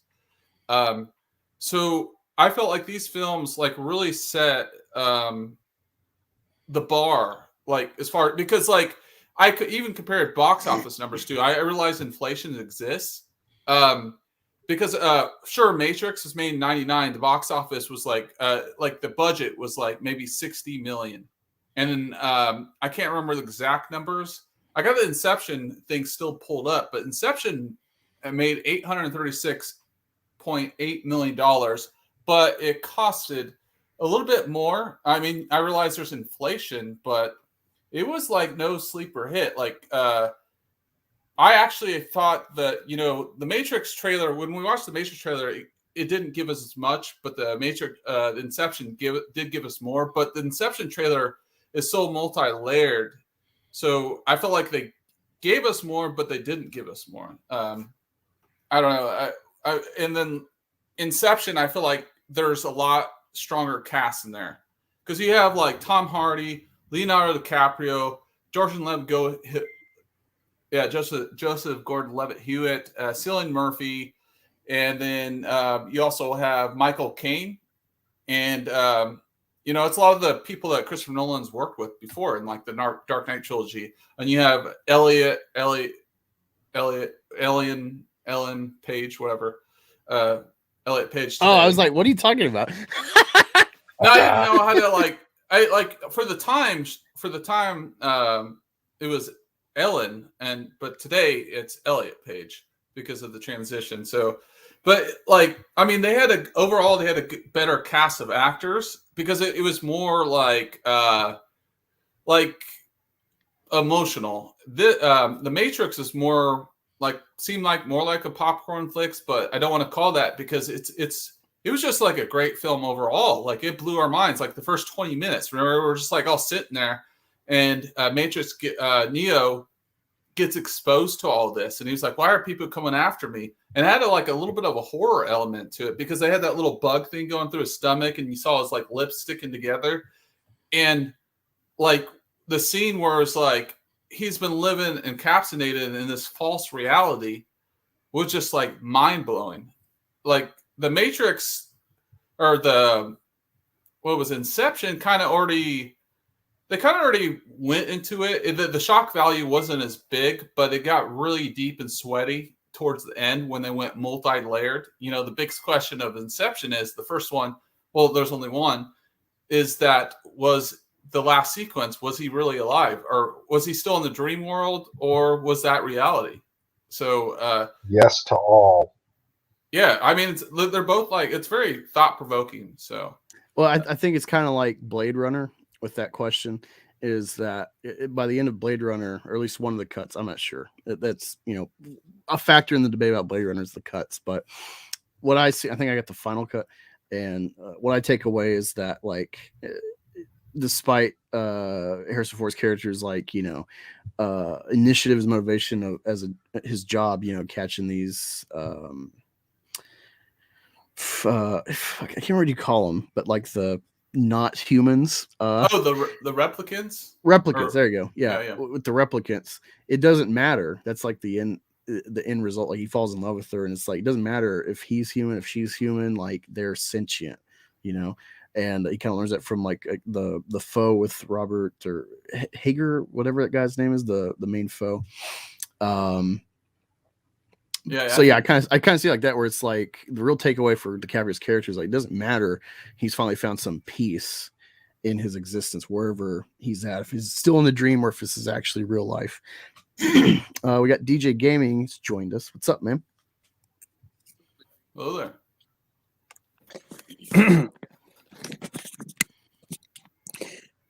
Hello there. Wait, are you using is that a puppet or a computer? Yeah, I'm using Animaze. Okay, that's cool. Yeah. I went on Pop Culture Mindfield's channel earlier this week, and they had a dude from Blade Runner. He was a historian. He actually worked on the set, and Pop Culture Minefield, Gary, he runs the biggest channel for Blade Runner or something like that. And I went on his channel, and we got to ask him the question what Ridley Scott thought, what you're saying about based on the director cut. They kind of that's kind of more the answer that people lean towards, because the director's cut plugged in scenes that weren't necessarily in the theatrical cut. That's why it gets divisive. And he mentioned that Harrison Ford never thought Decker was a replicant. He was just man, that's kind of weird. And the fact that how the whole question at the end is if he is a replicant, if he were to be a replicant, then how can you relate to the story? Because it's like defining what like a human being is. So yeah, it's like based on the cut, like the whole thing plugged in there. The plot device was the unicorn, the little thing on like was an origami type thing on the ground. And then there was also a dream sequence. I think it was the dream sequence of the unicorn planted in Deckard's mind in the director's cut. So, yeah, I don't know. I guess it's based on like interpretation and what film you see. Yeah, I haven't seen all the other cuts. I'm satisfied with the final cut. I assume that's like the final vision, just like Alexander final cut by Oliver Stone. Like that's what he wants as like the de facto. So I take it that way. Like, oh, that's like it's like the Snyder cut. Like this is the actual cut of the movie. And so I go with that. But if Scott himself says something, but I didn't know. I guess it's based on a story or a book. So there's that to take into consideration too. Like Planet of the Apes. If you read about like there's actually a book, but Planet of the Apes was like so super sci-fi. It was like apes are living our modern day life and maybe like a little bit futuristic, and they like deconstruct that and made it like very primitive and just like war-based kind of tribal, and like this somewhat alliance of the different ape species. Yeah, that makes sense. So it's cool. I like when they like change things. Like I just saw the movie Old the other day, which you got to see, dude. It's even if you hate it, it's going to stick with you. It's a real experience.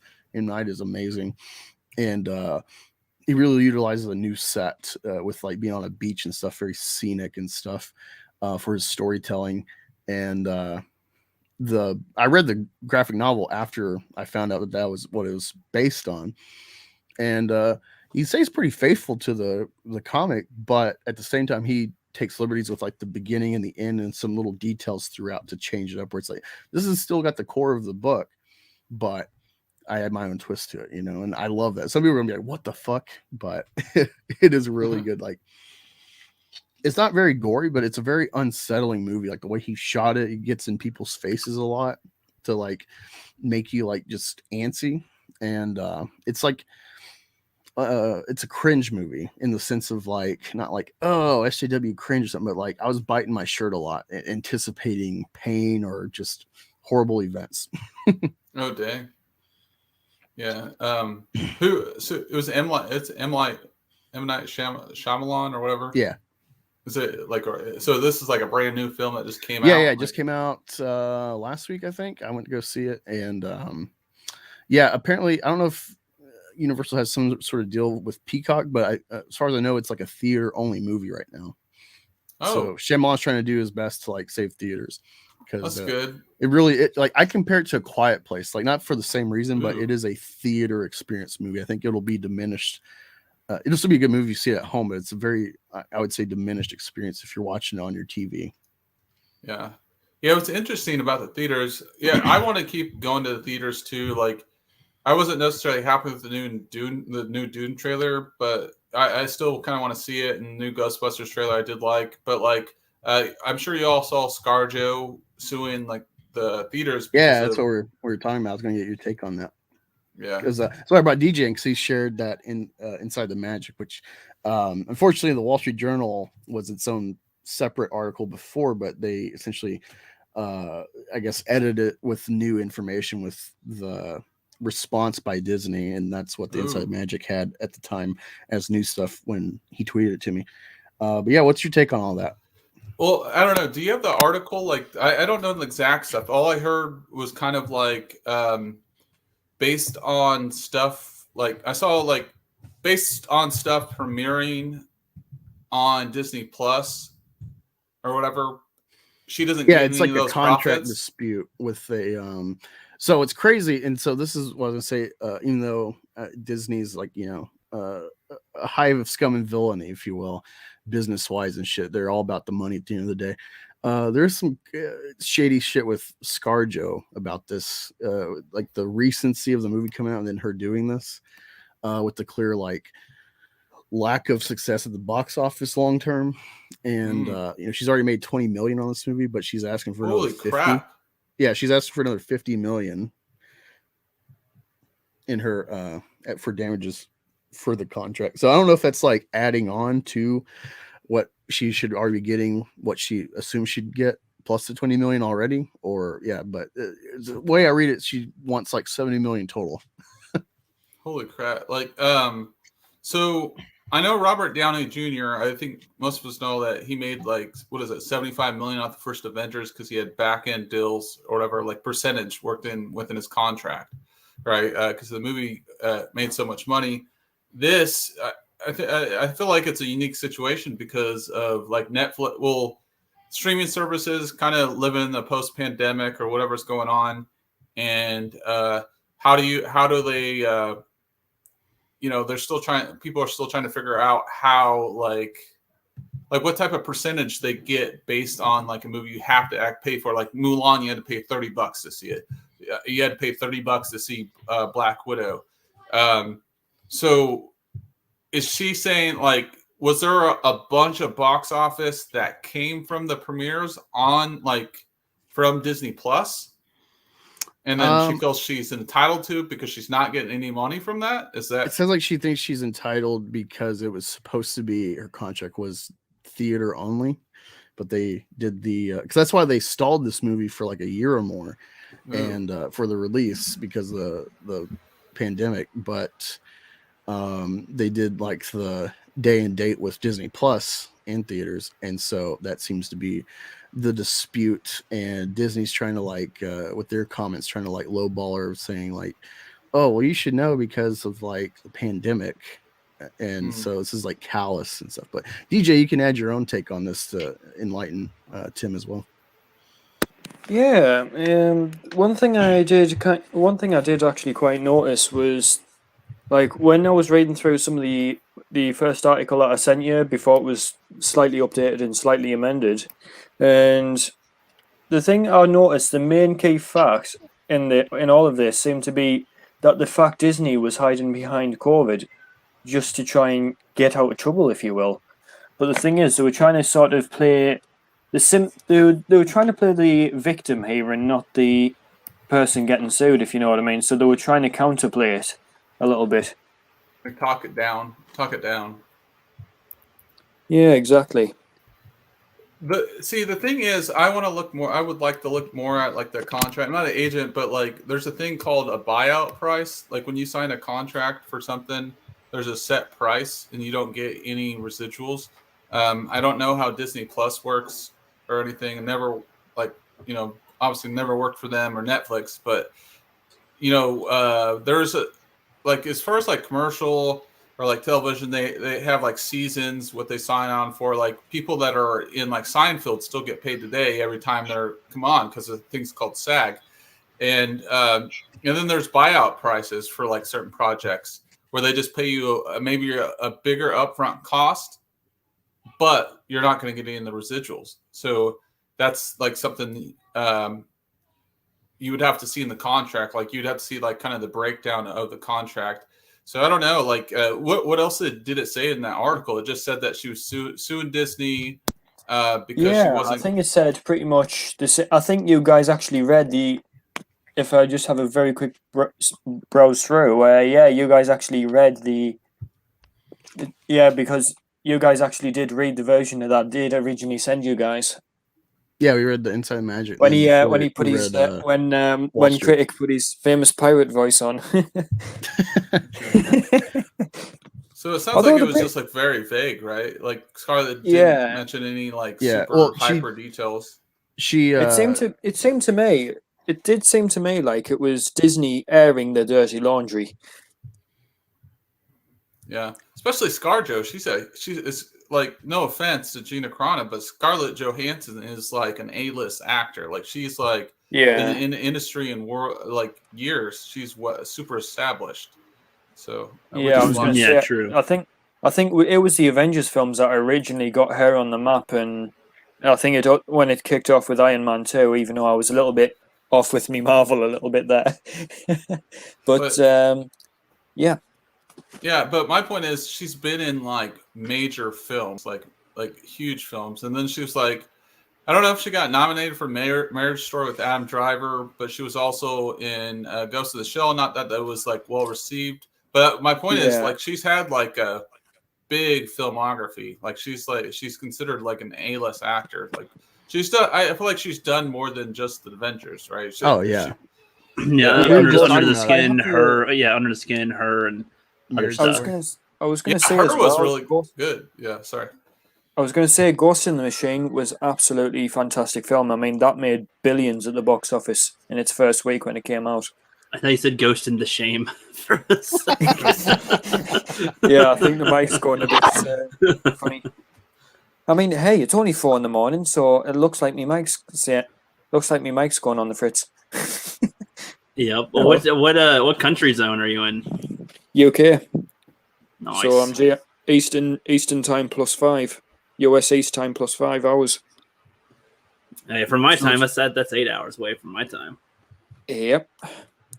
And speaking of the world, I mean, well, and while we're on the topics of movies and games and stuff, and I've been playing the new Microsoft Flight Simulator since it came out. Which one? The Microsoft what? Yeah, the new Microsoft Flight Simulator game that just came out. Flight Simulator. Yeah, Flight Simulator. Nice.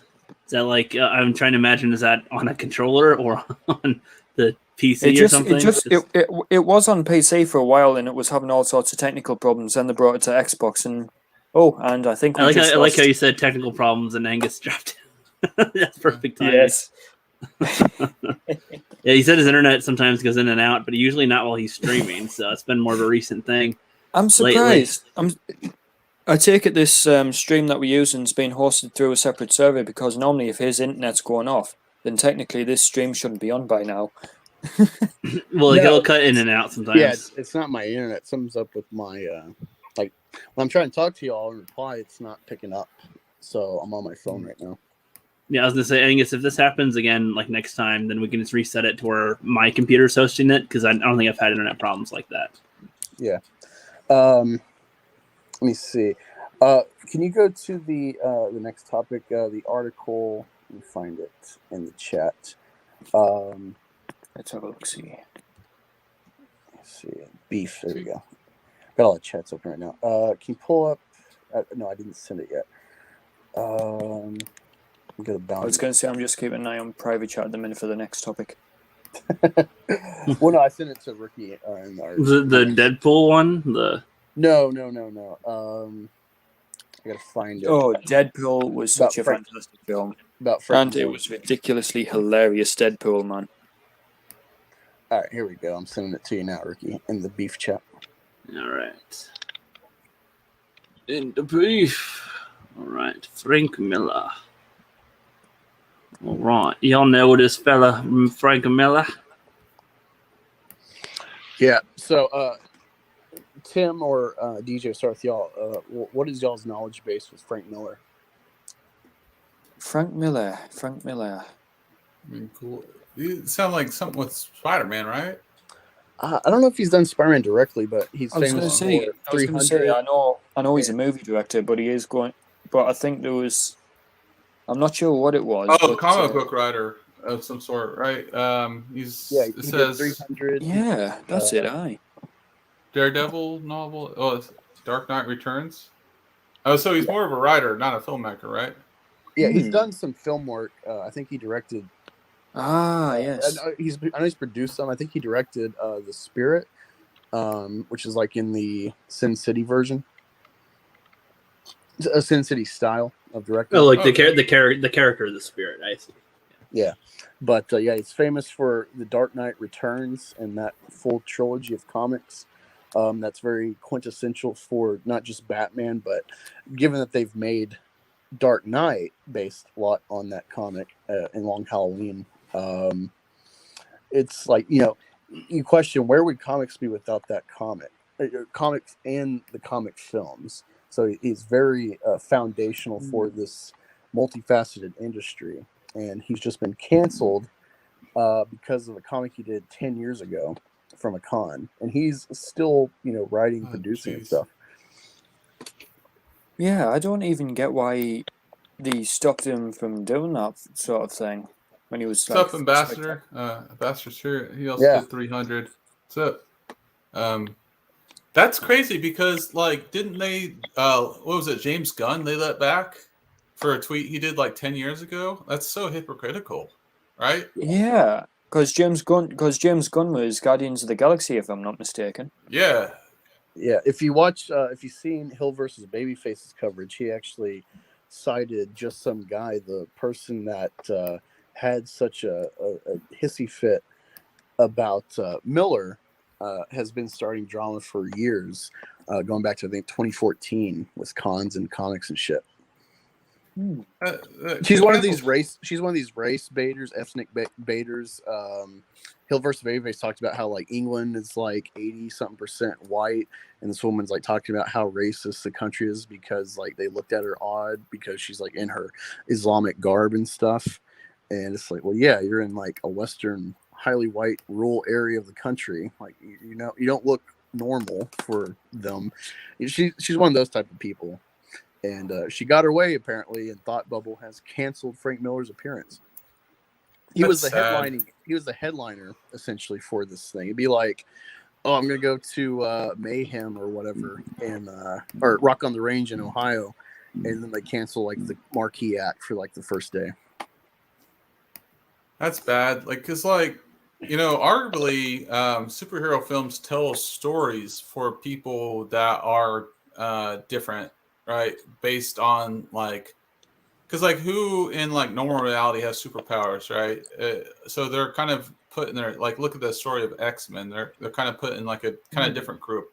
Look at Man of Steel. I know a divisive film or Batman versus Superman, but the way they were treating Superman, people were kind of against that, or who's this god type creature, or that's kind of the way some people were looking at him.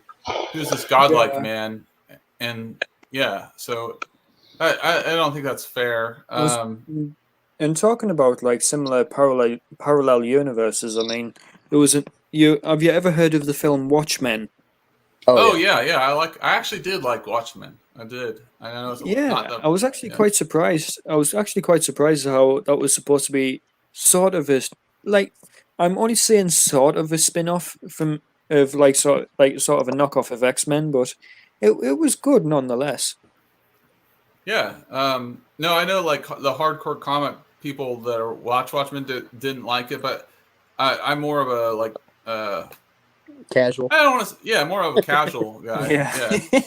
Especially Watchmen. Maybe I know a lot more about Batman and stuff, but because he's my favorite, and Superman. But I just took it for what it was. I was there's a lot of actually decent actresses and actors in it, and I was oh, okay, this is kind of cool. And I would actually probably would have saw a second one. To be honest, I had to. One thing that did make me laugh about the Watchmen films was that one scene where they were busting one of the friends out of a prison in the middle of a prison riot, and the blooming guy goes and flushes the prison villain's head down the toilet. I mean, honestly, what a thing to do! Yeah, kind of like a side thing. Oh, let's do this meantime. It's he's like, excuse me 1 minute, I gotta use the bathroom. And it's and they're just waiting outside, and then they know what, and then they're sort of then there's the two people just stood outside. They're like, oh god, he has just gone and done that. Yeah. Hey, Rookie, do you want to read this article? Sure. Let's get over here. Get your pirate voice ready. Hey, I think I can do you one better. You got one? Hey, why not? All right, go ahead. Take it away. The legendary comic book industry veteran Frank Miller, whose bibliography includes Batman, The Dark Knight Returns, and Marvel Daredevil and 300, have been removed from the guest list for the upcoming through UK Comic Convention after a number of attendees threatened to boycott the event based after their belief that their creator is responsible for the propagation of abhorrent anti-Muslim hate. Wow. Oh, I'll tell you yes. something. And I take it these are comic sketches that he did. I think so. This is from his book Holy Terror. So Holy Terror, if you don't know, maybe this article I'm says- pretty sure video games came first before all of this comic stuff. Yeah, Holy Terror was his response to 9/11. It was supposed to be a Batman story, but he felt that Batman has more contained villains than Al Qaeda, so he made it just like its own story. And yeah, he's getting canceled. It's like he's kind of walked back a bit from this book, and he seems a bit ashamed of it. But he's like, I'm not here to like erase stuff. So like the big thing of this, like for one, he's been canceled, and he's like an active legend, and also, you know, expect this book to get banned on eBay and shit like Dr. Seuss books. The only problem is books can get banned, yes, but their title can be changed and republished later on. Easy. Good way around it. What's up, Ben Baxter? Yep. But I'll take it from here from the next one. Miller was first announced as a guest for the North Yorkshire, England-based comic convention on June 2nd, with his name being emphasized to the same degree as fellow special guests Joelle Jones, Wonder Girl, and Christian Ward. New Mutants on a promotional poster for the event released that same day. Burger King tweet, apparently. If they want to, of course. Yet only 20% of chefs are women. We're on a... Oh, hey, it changed on me. Fuck. What was that? We are so proud to be launching new scholarship program, which will help female... Fuck. The best time to delete this post was immediately after posting it. The second best time is now. Ha! Gotcha, bitch. For KFC. What's this? So why would anyone delete a tweet that's drawing attention to a huge lack of female representation in our industry? We thought you'd be on board with this time as well. We've launched a scholarship to help more of our female employees the chance to pursue a culinary career. Yeah, do you even have any idea what kind of diet people are on? What kind of diet their staff are on? When it's Burger King? Because when they've got to work all day, they're stuck with a single meal in most fast food places. So the diet ends up just getting, well, more of the reason to lose weight. Yeah. I mean, it's sort of like your Subway meets the gym. Exactly. I mean, just imagine going to the doctor and said, "Oh, you'll have to go to the gym and do exercise and to lose weight." You come back a week later, you're still the same weight as you went in. It's like the doctor's like, "What the heck?" Exactly. Oh, this is a video. I thought this was just random ads popping up. So I was trying to read it. I was just trying to read it. I was like, I thought that was part of our article. Okay, and then there's the Jewel of the Fates. Yep, there we go. Random video there. So, though Miller's and so I'll do a different voice here. Let's see. Though Miller's initial no, not that one. Let's do the announcer voice. Though Miller's initial invitation announcement seemed to come and go without any incident. I was going to say incel, damn it. Incident. On July 27th, award-winning cartoonist and small press publisher, Shortbox, founder of Zanabahabada Akadabar, revealed that they would no longer be attending Thought Bubble festivals this November. We all know how those thought bubbles can be with them thick bitches, right? In protest of Miller's attendance. In a statement announcing her protest of the convention, Akhtar asserted, as a proud Muslim woman, I cannot, in good conscience, attend a festival that deems it appropriate to invite and platform Frank Miller, a person who is responsible for the propagation of abhorrent anti-Muslim hate, practically via his work.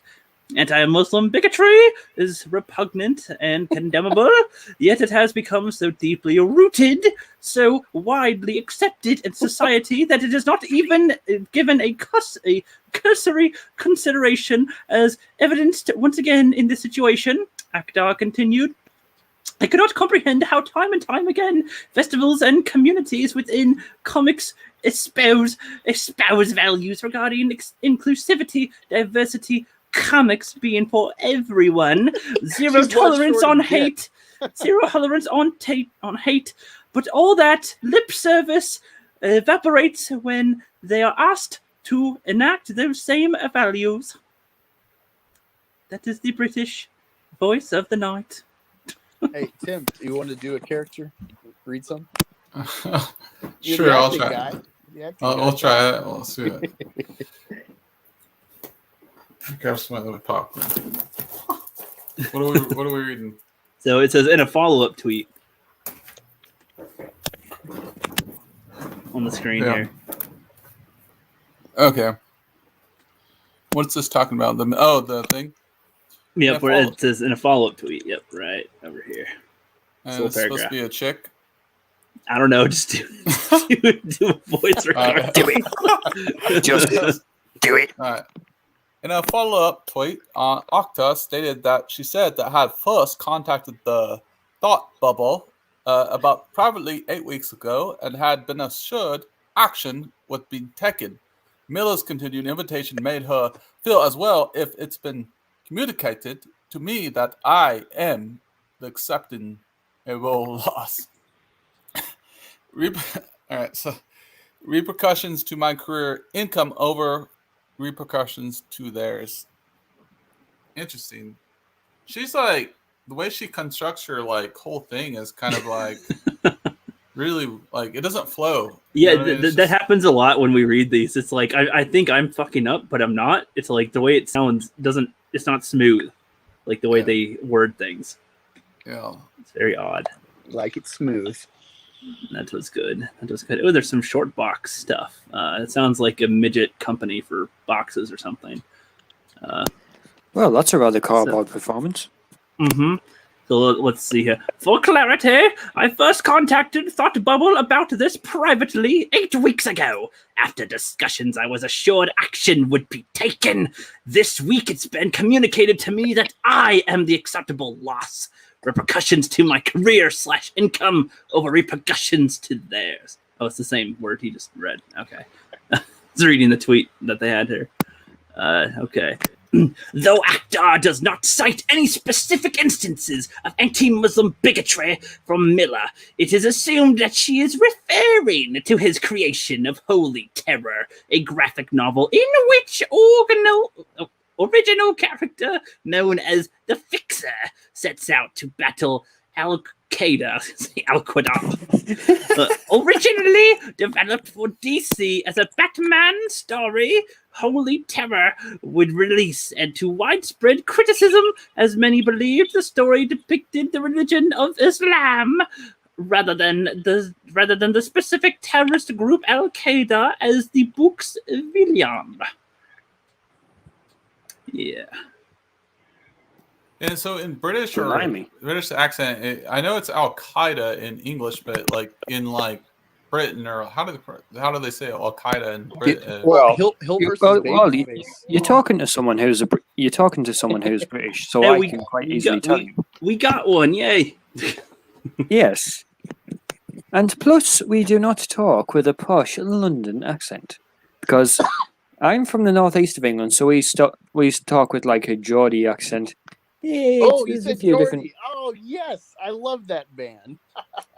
We are, man. I know that's like the N word if other people say it to y'all. No, that it doesn't mean the N word at all. It's not even racist. No, it's like well, from what Brian Johnson was saying about like the band, like Geordie's like a derogatory for your area. That's about right. For your private area? Well, anyway, No, like where he's from.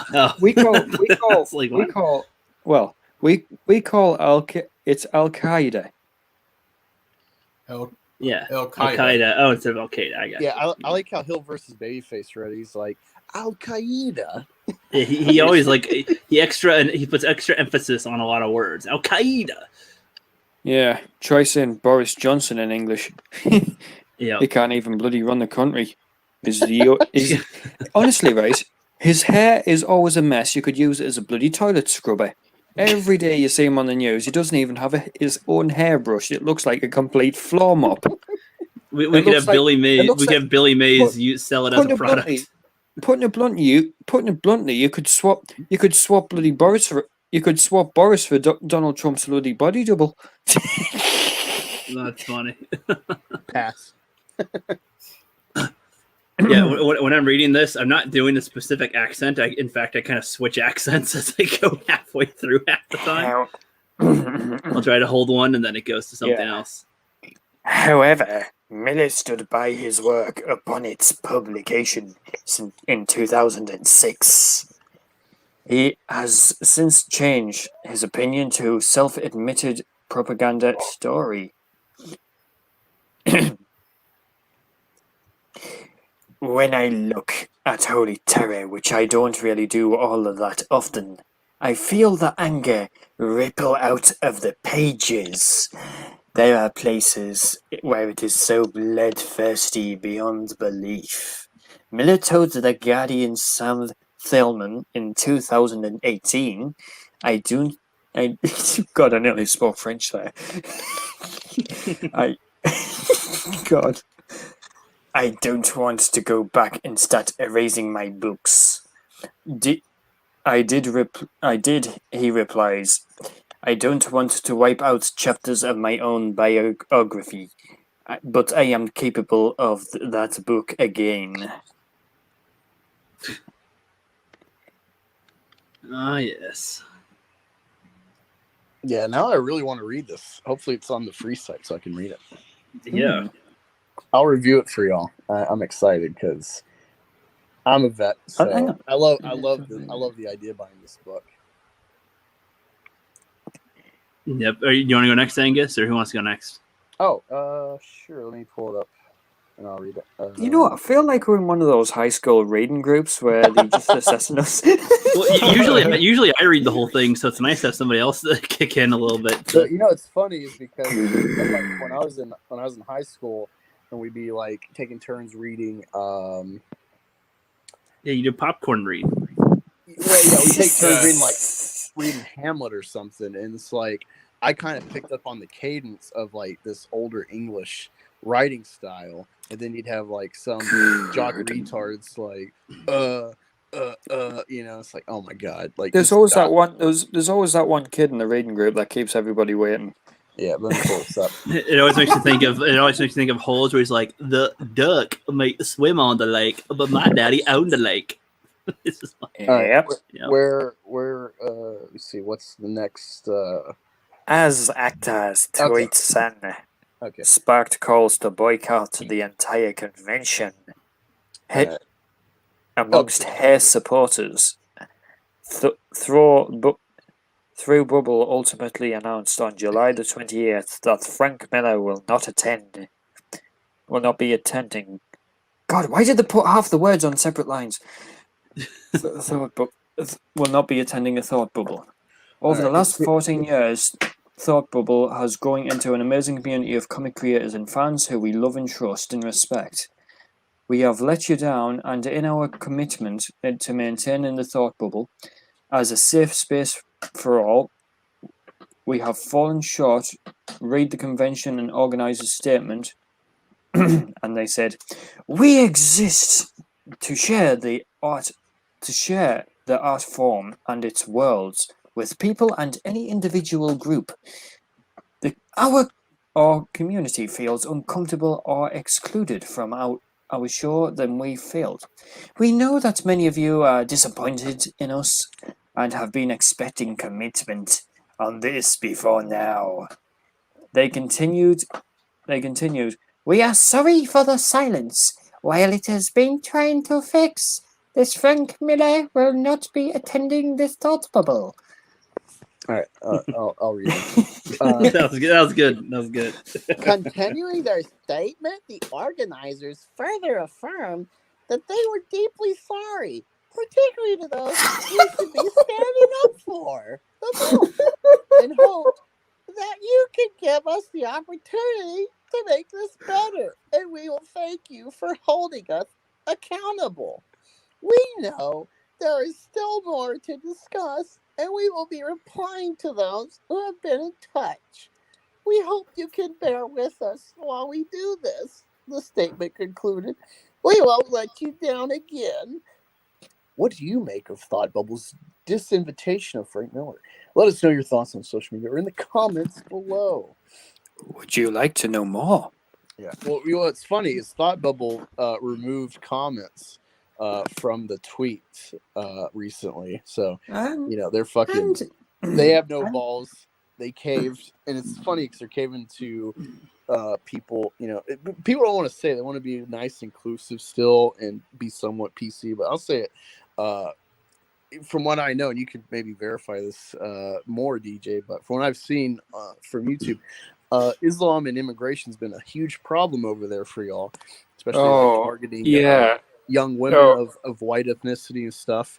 People are so, it's starting to get. I'll be honest with you, over in the UK right now, it is starting to get. Well, there is starting to be a lot of tension now. I mean, we don't have guns like America, but we have knives. Well, hey, y'all about to Well, get that 1776 So, spirit. so we've got neighbours over the Atlantic that have loads of nice big guns.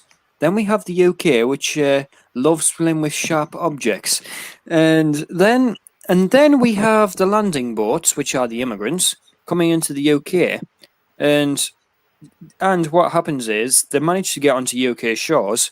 Some of them manage to hide out for a short time before they're found, but most others are getting deported back to France because it's France that are helping them get over here. So it's like France is like, here, have these immigrants, not our problem, it's yours.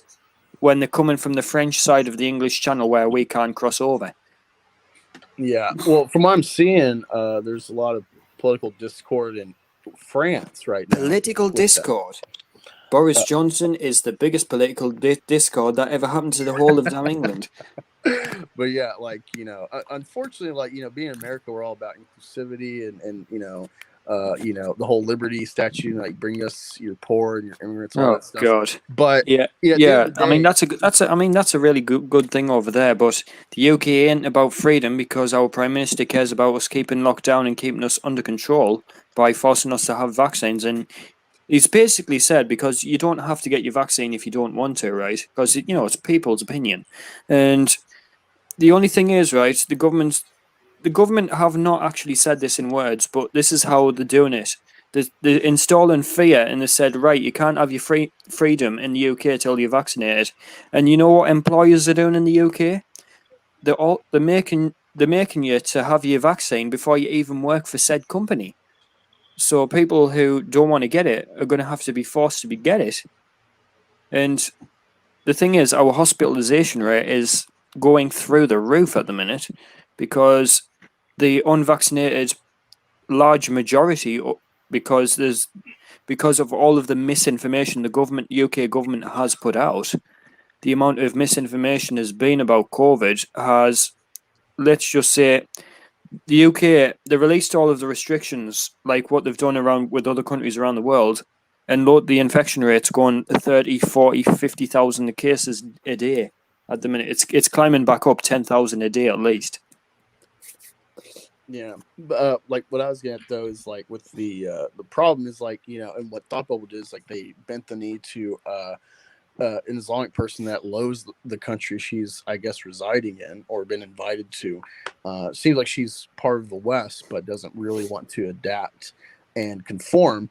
And that's the problem. Is like America's all about that reasonable inclusivity, but unfortunately, Islamic people like to use SJWs as a funnel to sneak in because they want to take over, with their Sharia law and stuff. And everyone's afraid to say it because of like being called a racist or a phobe or something. Like, I don't care. I fought a war against these people. Like, they're not your friends. And like the fact that they're caving, like it's horrible, because it's just going to get worse. You give a concession, you give them an inch, they're going to take a mile. And that's the thing, right? In the UK, the rich do not play. The rich in the UK do not pay like any taxes or anything, right? And our country's economy, because of COVID's in complete shambles. I mean, it's only like, I think £1 the equivalent to $1.20. I think it's like $1.22, 23 at the minute. But the thing is, since the rich don't pay tax or anything, I mean, the government's slowly stripping our health service down to privatization, which it's both a good and a bad thing. But the good thing is it means money for the health service to keep them going and everything. And which is a good thing in my eye. But the bad thing is, it's upsetting a lot of people, and But bear in mind, a lot of our health service is already private owned anyway, so I don't see what people are complaining about. Yeah. But I want to get the rest of the panel, Rookie, PB, if he's awake, and Tim's taking about this whole thing with Frank Miller. Yes, as we were just saying, he wasn't allowed to attend the think tank conference. Yeah, seems kind of weird. PB, are you awake? No, PB's asleep. PB? Rockabye, PB. No, okay. I tell you something. I love how he's gone. I love how PB's gone for like a Stargate / lightsaber Jedi vibe. No, right? Imagine opening up the Stargate and a ginger Jedi comes out. And I'm gonna, hey guys. You know, I could just imagine if Obi-Wan went to another planet, finds a Stargate, activates it, ends up on Atlantis. He's like, "Hello there," holding his lightsaber. Sorry, my son was bothering me. You're fine. Let's talk. Yeah, baby. I mean, I don't have much to comment on the thing, to be honest. What about you, Tim? I think it's kind of pretty cut and dry. It's like cancel culture, how they can let Ryan Johnson go from the Guardians, or like forgive him and then like not let this guy come on it. It's ridiculous, and I feel like also it's like, what has this chick done lately? Like, what has she done? I feel like it's like she's just trying to position herself into like a new stratosphere with like this, like the media like kind of almost making her look like a hero because she's trying to point something out that doesn't need to really be pointed out, or virtue signal. Because I mean, he hasn't written anything like that recently, has he? And like, yeah, he's 10 years old. He's walked back from that work, and so he's at least publicly a bit apologetic about the book, but he's not trying to cancel it either, and just letting it be a piece of the time when he made it. And he's guilty. It's like Kevin Hart with his jokes about his kid and shit, and he couldn't host the Oscars unless he apologizes, and then he caved, and then they still attack him for it. It's amazing. It's amazing how movie actors do go to great lengths and do stupid things, but the thing is, when it's like a contract breach or something, and it's going to flare up in Hollywood and stuff, and people are going to start looking at Disney that are breaking their own contract rules, which is kind of ironic in this case, which is going with Scarlett Johansson. I mean, the last time I saw her in a major role was basically Avengers Endgame, when she gets killed off, basically. But then Marvel's going backwards now. They're going backwards in time again to explore like alternate timelines with the new Marvel series.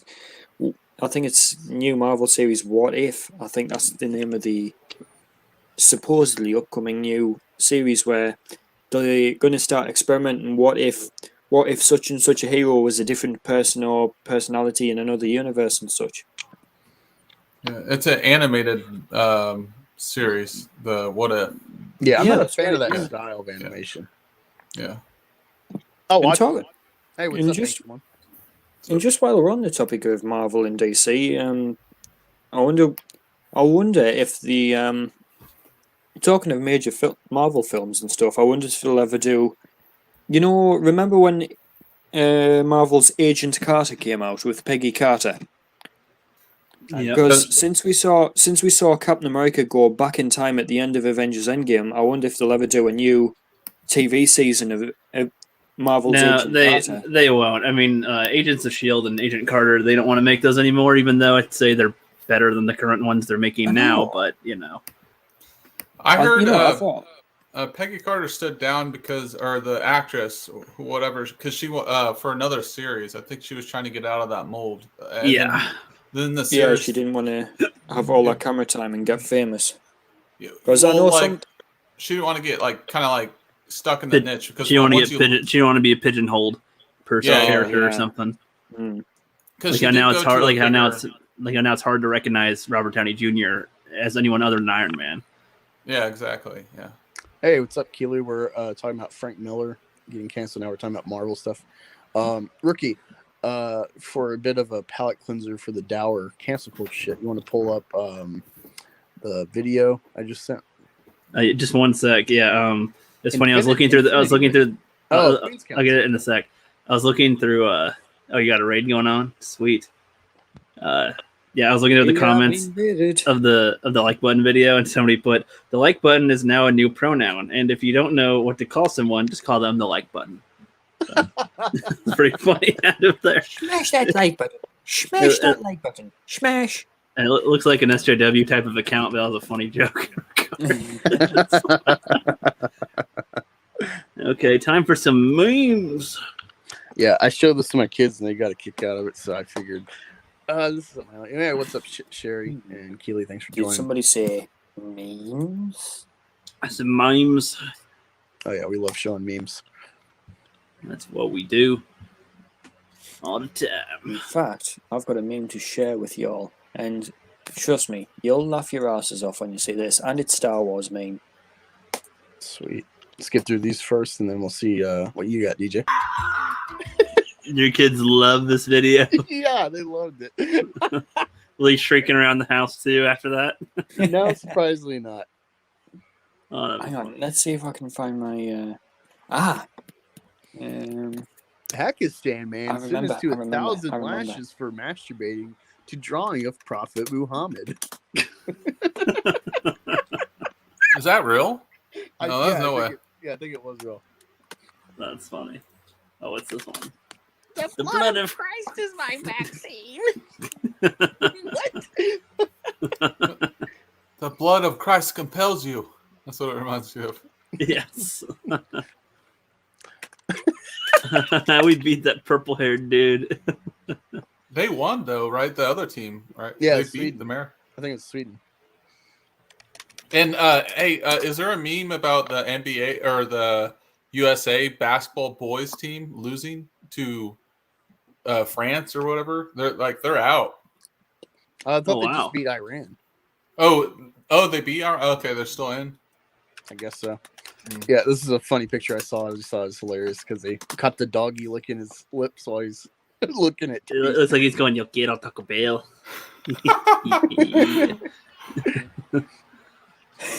This dogger has done terrible things. Right. Currently wielding the Younglings Slayer 9000. Sounds like Harry Yeah. Potter. He Yeah. got the Yeah. Younglings Slayer 9000.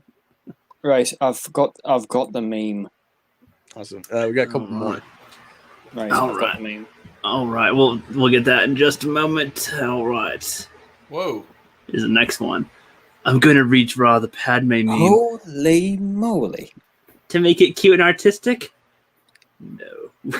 I've seen bigger door knockers on a cathedral. Make it more artistic, right? And cute? Nope. This Well, face is I have funny. to say, whoever did that meme was a bit of a tits up. Yes. My 5-year-old girl just told me I'll never be a real girl. I'm very upset. She also said she didn't want people to think she had 2 moms because that would be weird. So she really? refers to me as her dad to classmates. I'm really very upset. The kid's face is like, duh. Is that Reality Thanos' body? Yeah. Like the- Reality is often disappointing. Oh, that's great. For a That second, is I thought that said my 5-year-old Asian girl told me this. It's like, oh boy, this is funny. Yeah, a woman dives. This is sad but funny. It's like this: a woman dives to her death from the bungee jump bridge in Colombia after mistaking the signal meant for her boyfriend as the instruction to leap before she had a cord attached. Well, what? She made the jump. So Yesenia or whatever says she fell 150 feet from the viaduct in Amaga or something in northern Colombia on Sunday, and the lawyer was preparing. She was preparing for her first ever bungee and traveled to the particular spot and organized by her boyfriend or whatever. And when the staff gave the signal for the boyfriend to jump, she misunderstood despite Having no bungee cord attached to her ankles, she leaped down to the valley and fell to her death as her boyfriend rushed down to help her. And then boinged back up, and then rushed back down, and then boinged back up. Well, I'll tell you something. It sounds like a boyfriend had his spring in his step. Yeah. To put it lightly. Life on Mars. Whoa, look at that. It's actual bacteria. Amazing. We found life on Mars. On Earth over here, that's not a life. A person exists at birth. If it's inside a mother, it's not an actual life yet. Like the face on the second one. Well, I mean, it is a bit of biology. I mean, we all have been shot out of the gun barrel. Why does that look like a certain YouTuber? I'm not gonna say it, but because I like him, but like the way it's drawn, I don't know. Yeah, I know what you mean. Yeah. I like the other one's like, oh, like neither of them look smart. They both look stupid. They're both like, they're soy face, and they both have like midget hands. It's like, Wookie says, "Holy crap! I said the same thing today." It should have been the guy from that crazy space guy with the crazy hair where it sticks out, and he's like, "Whoa!" That meme. Oh, the aliens guy. That should have been that picture. And the ancient aliens guy. Yeah, and then the second picture should have been the soccer lady. Yes. Oh, right. I'm screen sharing now. But anyway, here's one hell of a funny meme. Okay, that's brilliant. Just watch this.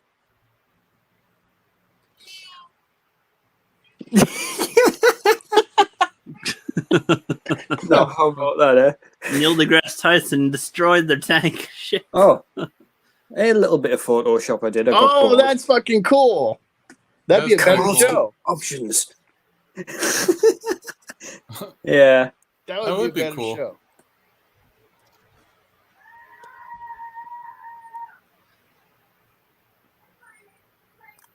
Yep. Another.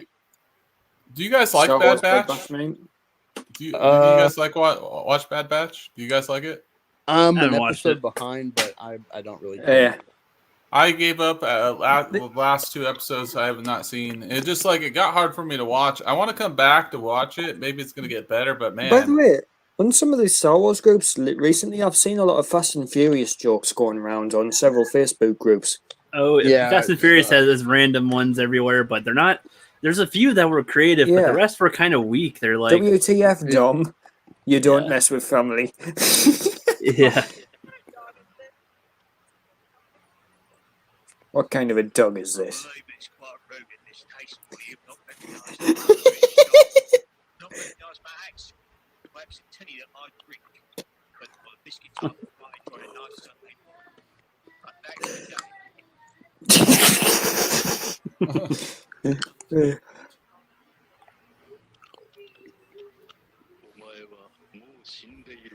Nani? Wait, what? I didn't catch that. You're already dead, but it says Nani in Japanese, Chinese, I think it is. Oh, here's a little one I created. Halo Infinite launch day. Bay, come over. No, my parents aren't home. There won't be a home if we don't stop the banished. A bit outrageous, I know. Okay, be prepared to be mind blown at this. And yes, if you got a dirty mind, you'll get the design of this aircraft. Oh yeah, that's an oldie meme here. The Ass Blaster 5000. That's what I call it. It's an ass craft. It's called and ironically they call it an airship. Is that real? Yes, it is. Is that from Amazon? Is that the penis rocket? No, that's Dr. Evil and Austin Powers. That. That's what I was thinking. The dark side is the pathway to many abilities many consider unnatural. My smoke detector caught fire. Ironic he could save others from death, but not himself. Oh yes, the poor thing. That's pretty good. Well, it must have smoked that one. A random Photoshop I did of Half-Life, cause what the fuck? I've never played that. I want Michael Myers to come back and play Spaceballs 2, but do the recent trilogy. Like, Radar about to be jammed. Yeah, Angus loves Spaceballs. No. I fucking hate Spaceballs. oh, you hate Spaceballs? I despise them. Like literally, This I was kinda, this I was kinda a good chuckled old at the meme. That beginning. was a good. This was a good old British politics meme that was going around in lockdown. Tell him it'll be another 4 weeks. Boris Johnson. Put it bluntly, geographically, that is his hairstyle in real life. It's a bloody mess. Indeed. And I tell you something, there's a new. I actually did a Photoshop of this one on my phone. The Cornish variant. A rather tasty one at that. Cornish pasties. Cornish Must be a bakes. British thing. Yeah, it is. I'm like, I don't know. Quite British little thing there. Oh, I got some tea cruppies, bruv.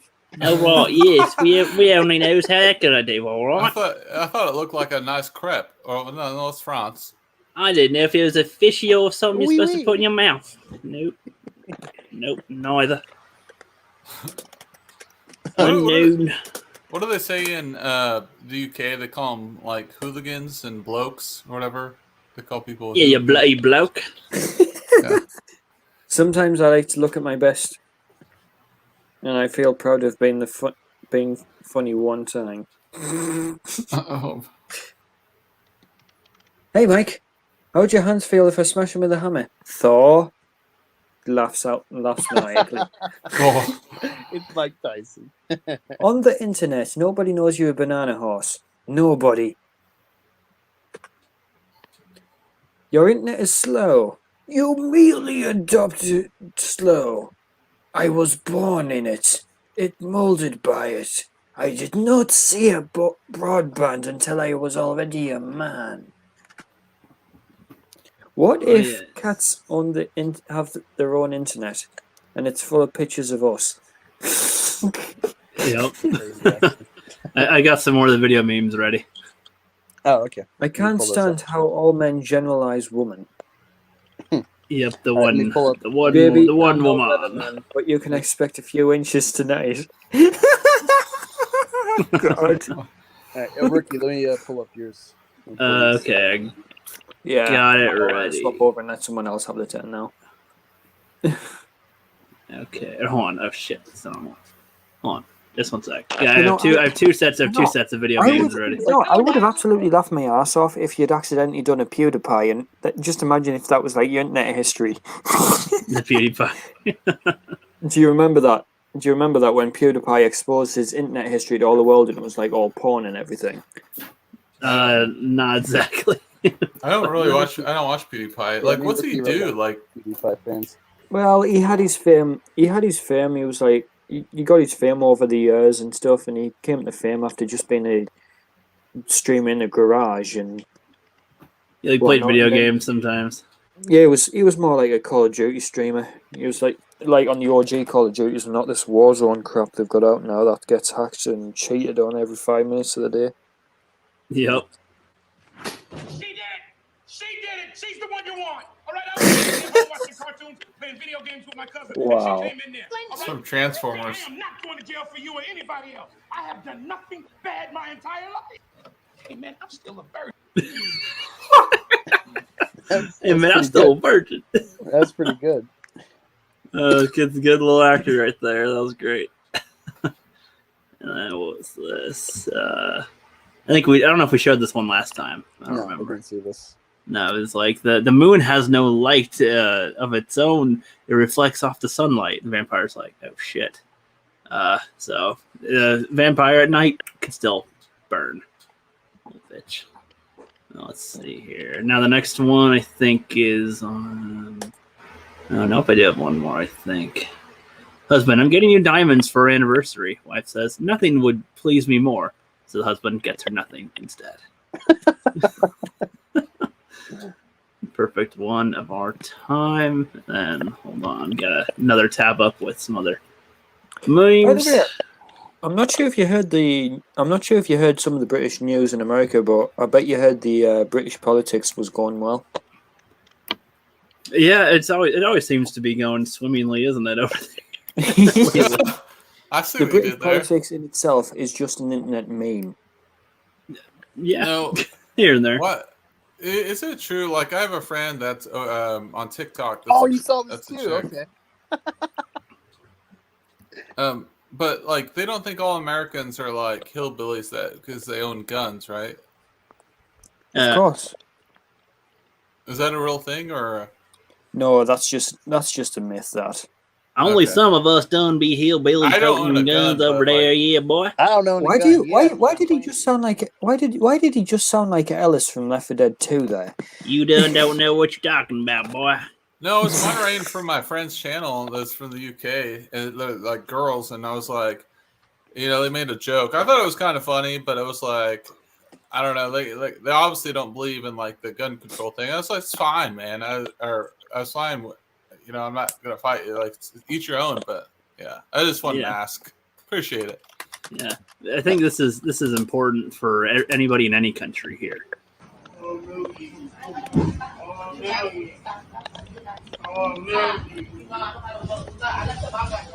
Finish him.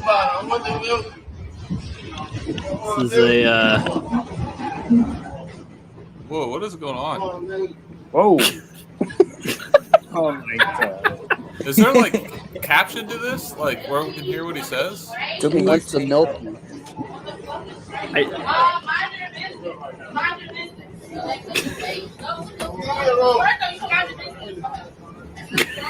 to suck her titties on the train. Is this real? I thought he was sucking a binky. He was.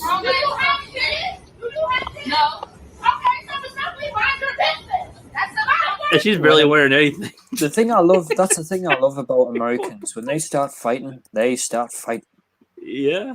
Is that real though? Like, is this a skit or? I don't know. I could see it being fake, but I could also see this easily being real. Yeah, too. like the poop janitor gag. I can't tell anymore. Like, no it has to be fake. Who the hell wears that?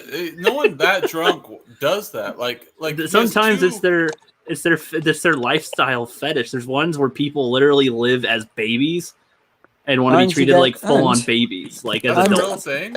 And also, Yes. right, and also, right, and I think YouTube and StreamYard fans will agree with me here. People like to dress up as furries. The good old furry fandom.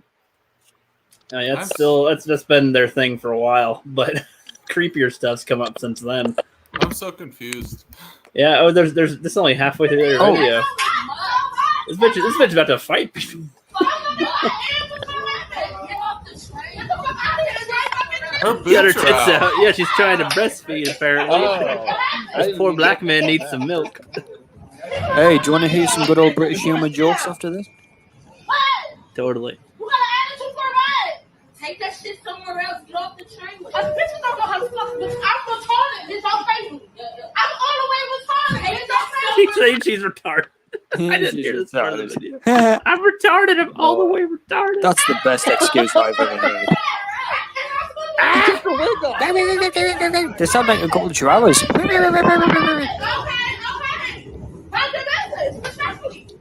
I never know, like, to be honest, I never know when a black woman has real hair because I had one of my friends that I made. So she was wearing a wig. They always have their backup hair in case there's a fight. I think they always have a pair just in case some bitch gonna grab it or something.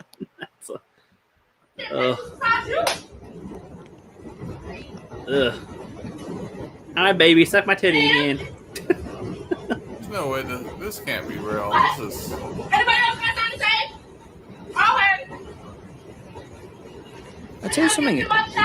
As soon as she's got fake hair, it kind of reminds me of those Mission Impossible films where you always have that one person who dresses up in disguise.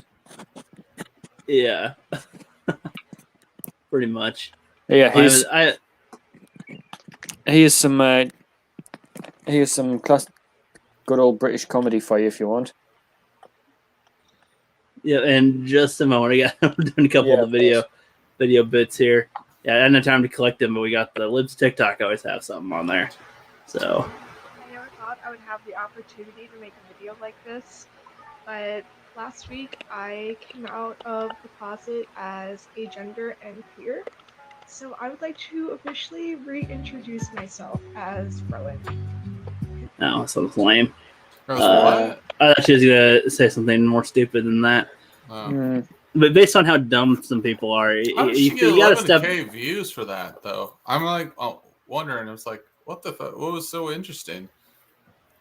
She's a depressed Olympian. It's Depression Olympics. That's about the third time I've seen that woman on the train now. Yeah. Let's see here. See some good ones. I feel like we should bring up the poop janitor one again, just for old time's sake. For those who haven't seen it. Yeah. While we do that, I wish to tell you all some jokes. Wookie says people have gotten away too comfortable with being disrespectful, not getting punched in the face for it. Mike Tyson. Yeah. I'm actually gonna wrap this up. So, if y'all wanna show your channels, tell us what's coming up on your channels, anything of interest, and we'll get out of here. Yeah. Well, speaking for PB, he's asleep. He's asleep, you know. So PB is he has lots of sleeping content. he'll waken himself one day and just have all this content will spill all over the place. Wait, what are you showing, Tim?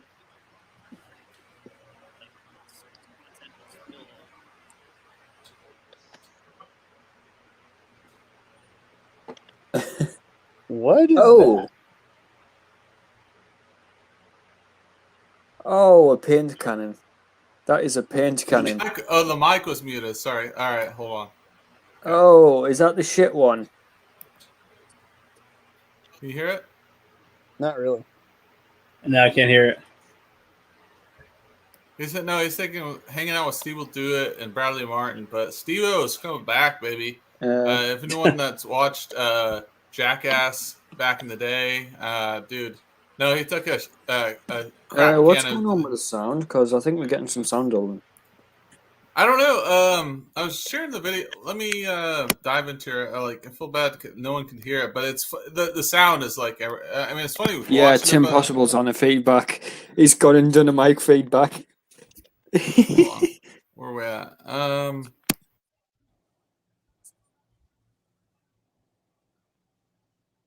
Hello? Yeah, Tim, your mic's now repetitively can you hear repeating me? itself. Yeah. Can you hear me? Okay. Yeah, that's better now. Okay. Trying to figure out how to share. This is a direct video I shared. I got the volume up. Maybe I would have to do the share screen to hear it, but I don't want to give him a copyright. But no, it was it's pretty funny to see Steve-O come back, and yeah, because anyone that watched Jackass or Bam or Viva yeah, I'm a huge fan of Jackass. You're right in my home territory. Yeah, no, the audio is everything. Literally after this, he can't hear crap for hours, because it hit his ears so long, man. I mean, it was great. I reacted to it, whatever. They didn't ban me. Steve was about to come back and they actually have a new film coming out. Yeah, Jackass Forever. Yeah. I was gonna say, I think I remember one scene in Jackass where they got a load of real snakes with rubber snakes. Where they bit his it was rigged. It was rigged for. I think it was rigged for Bam Margherita. I think it was, because he absolutely hates snakes. But one of the best ones I remember of Jackass was when they filled up a porta potty full of shit and launched it. Yeah, everyone, all of our viewers watching will agree with me. That was the best scene in Jackass. The shit porta potty, the poo cocktail supreme. Yeah. No. Although the high five was pretty funny as well. What about that scene though, where was it Steve-O that put the sock on his Johnson, and then a snake, the gardener snake, was biting his Johnson? Oh yeah. It's why though? You know what I mean? All right. Yeah, I need to cut this short now. All right, right on. Yeah. So if y'all could tell us what you got coming up on your channels or whatnot, and we'll get out of here. Were you gonna show something, Tim, or were you gonna say something? Oh no! Well, I was gonna show. I showed it, but like the The sound isn't working right for you. I got you. But yeah, what's coming up on your channel, Tim? Oh, I think I'm gonna try to follow on the Thursday schedule or whatever. I know you guys do your show at 9, so I'll try to like work it kind of like in between. So it's basically, I don't know what my new topic was. I liked Inception, The Matrix, and the last weekend was the before was The Matrix. Not it was the Celebration stream, and then I had my short film drop. So I'm still trying to figure out the code, but just I'm pretty active on Twitter, on TikTok, and all that. But Black Angus, the Rookie Critic, PB, and DB Gaming, always a pleasure to be on here. And yeah, that's all I want to say. Always a fun time. Yeah, love having you on. We can better coordinate in the future so we can kind of daisy chain following stuff. That'll be fun. Rookie, tell us about video coming tomorrow. All right, yeah. So tomorrow is going to be the YouTuber appreciation for Mr. Ballin. It's 40 minutes long. Justin Proper and Jedi Bunny Kelly make a little cameo appearance in it as well. I do like a skit in the beginning, put a bunch of information together that people haven't seen about this guy. Try to give you a few examples why you should check him out if you haven't seen him before. And it's a lot of fun. Should be cool. The current video that we posted today has just about 10K views within 6 hours. So holy crap, that's going great. Loving that. That was funny though. It was pretty funny. Yeah, the things he does, that poor like button. It's like, rest in peace, like button. Yes, that's why people that see the like button stuff will appreciate the first opening bit of tomorrow's video, because I literally bought a thumb, like a foam thumb thing, to be a like button. R.I.P. like button. Yes. Hashtag. Poor thing. Like button. What is it? LM. What is it? Like button lives matter. Yeah. Yes. And they are pronouns now. Yeah. That's what I got going for tomorrow. Like. Yep. Sweet. And DJ, what do you do? Well, if you'd like to just very quickly allow me screen share one moment. Okay. Well, my YouTube channel, I'm just a small time streamer. I just do videos as a hobby. I don't really do them on a timetable or anything like that. Me either, and man. I basically just do uploads and stuff like that, and I try to do everything in 4K quality. And this is my most recent video is the Microsoft Flight Simulator on my main channel, which came out looking absolutely fantastic. And I'll be honest with you, new games are coming out now are just looking better and better each year as the technology becomes more or less available. Interesting. Sweet. Well, so you said you had a thing to share with it? Yeah. Oh, I see. I think it might be trying to get his stuff ready to go. I don't know. Between time, did you play Cyberpunk 2077, DJ? Cyberpunk 2077. Yeah, with the game with Keanu, it was super glitchy, but they've done a bunch of massive updates. There we go. Here we go. So I don't know. I feel like some of us know, but oh, cool. Yep. Oh, nice. Oh, yeah, the simulator. This is the new flight simulator that came out. It uses full-on real-time satellite data and Google Maps to render its whole environment. It's pretty sick. Yeah, it is. I didn't expect such quality to come from one game and such. I mean, this is the game that's been developed over a couple of years now.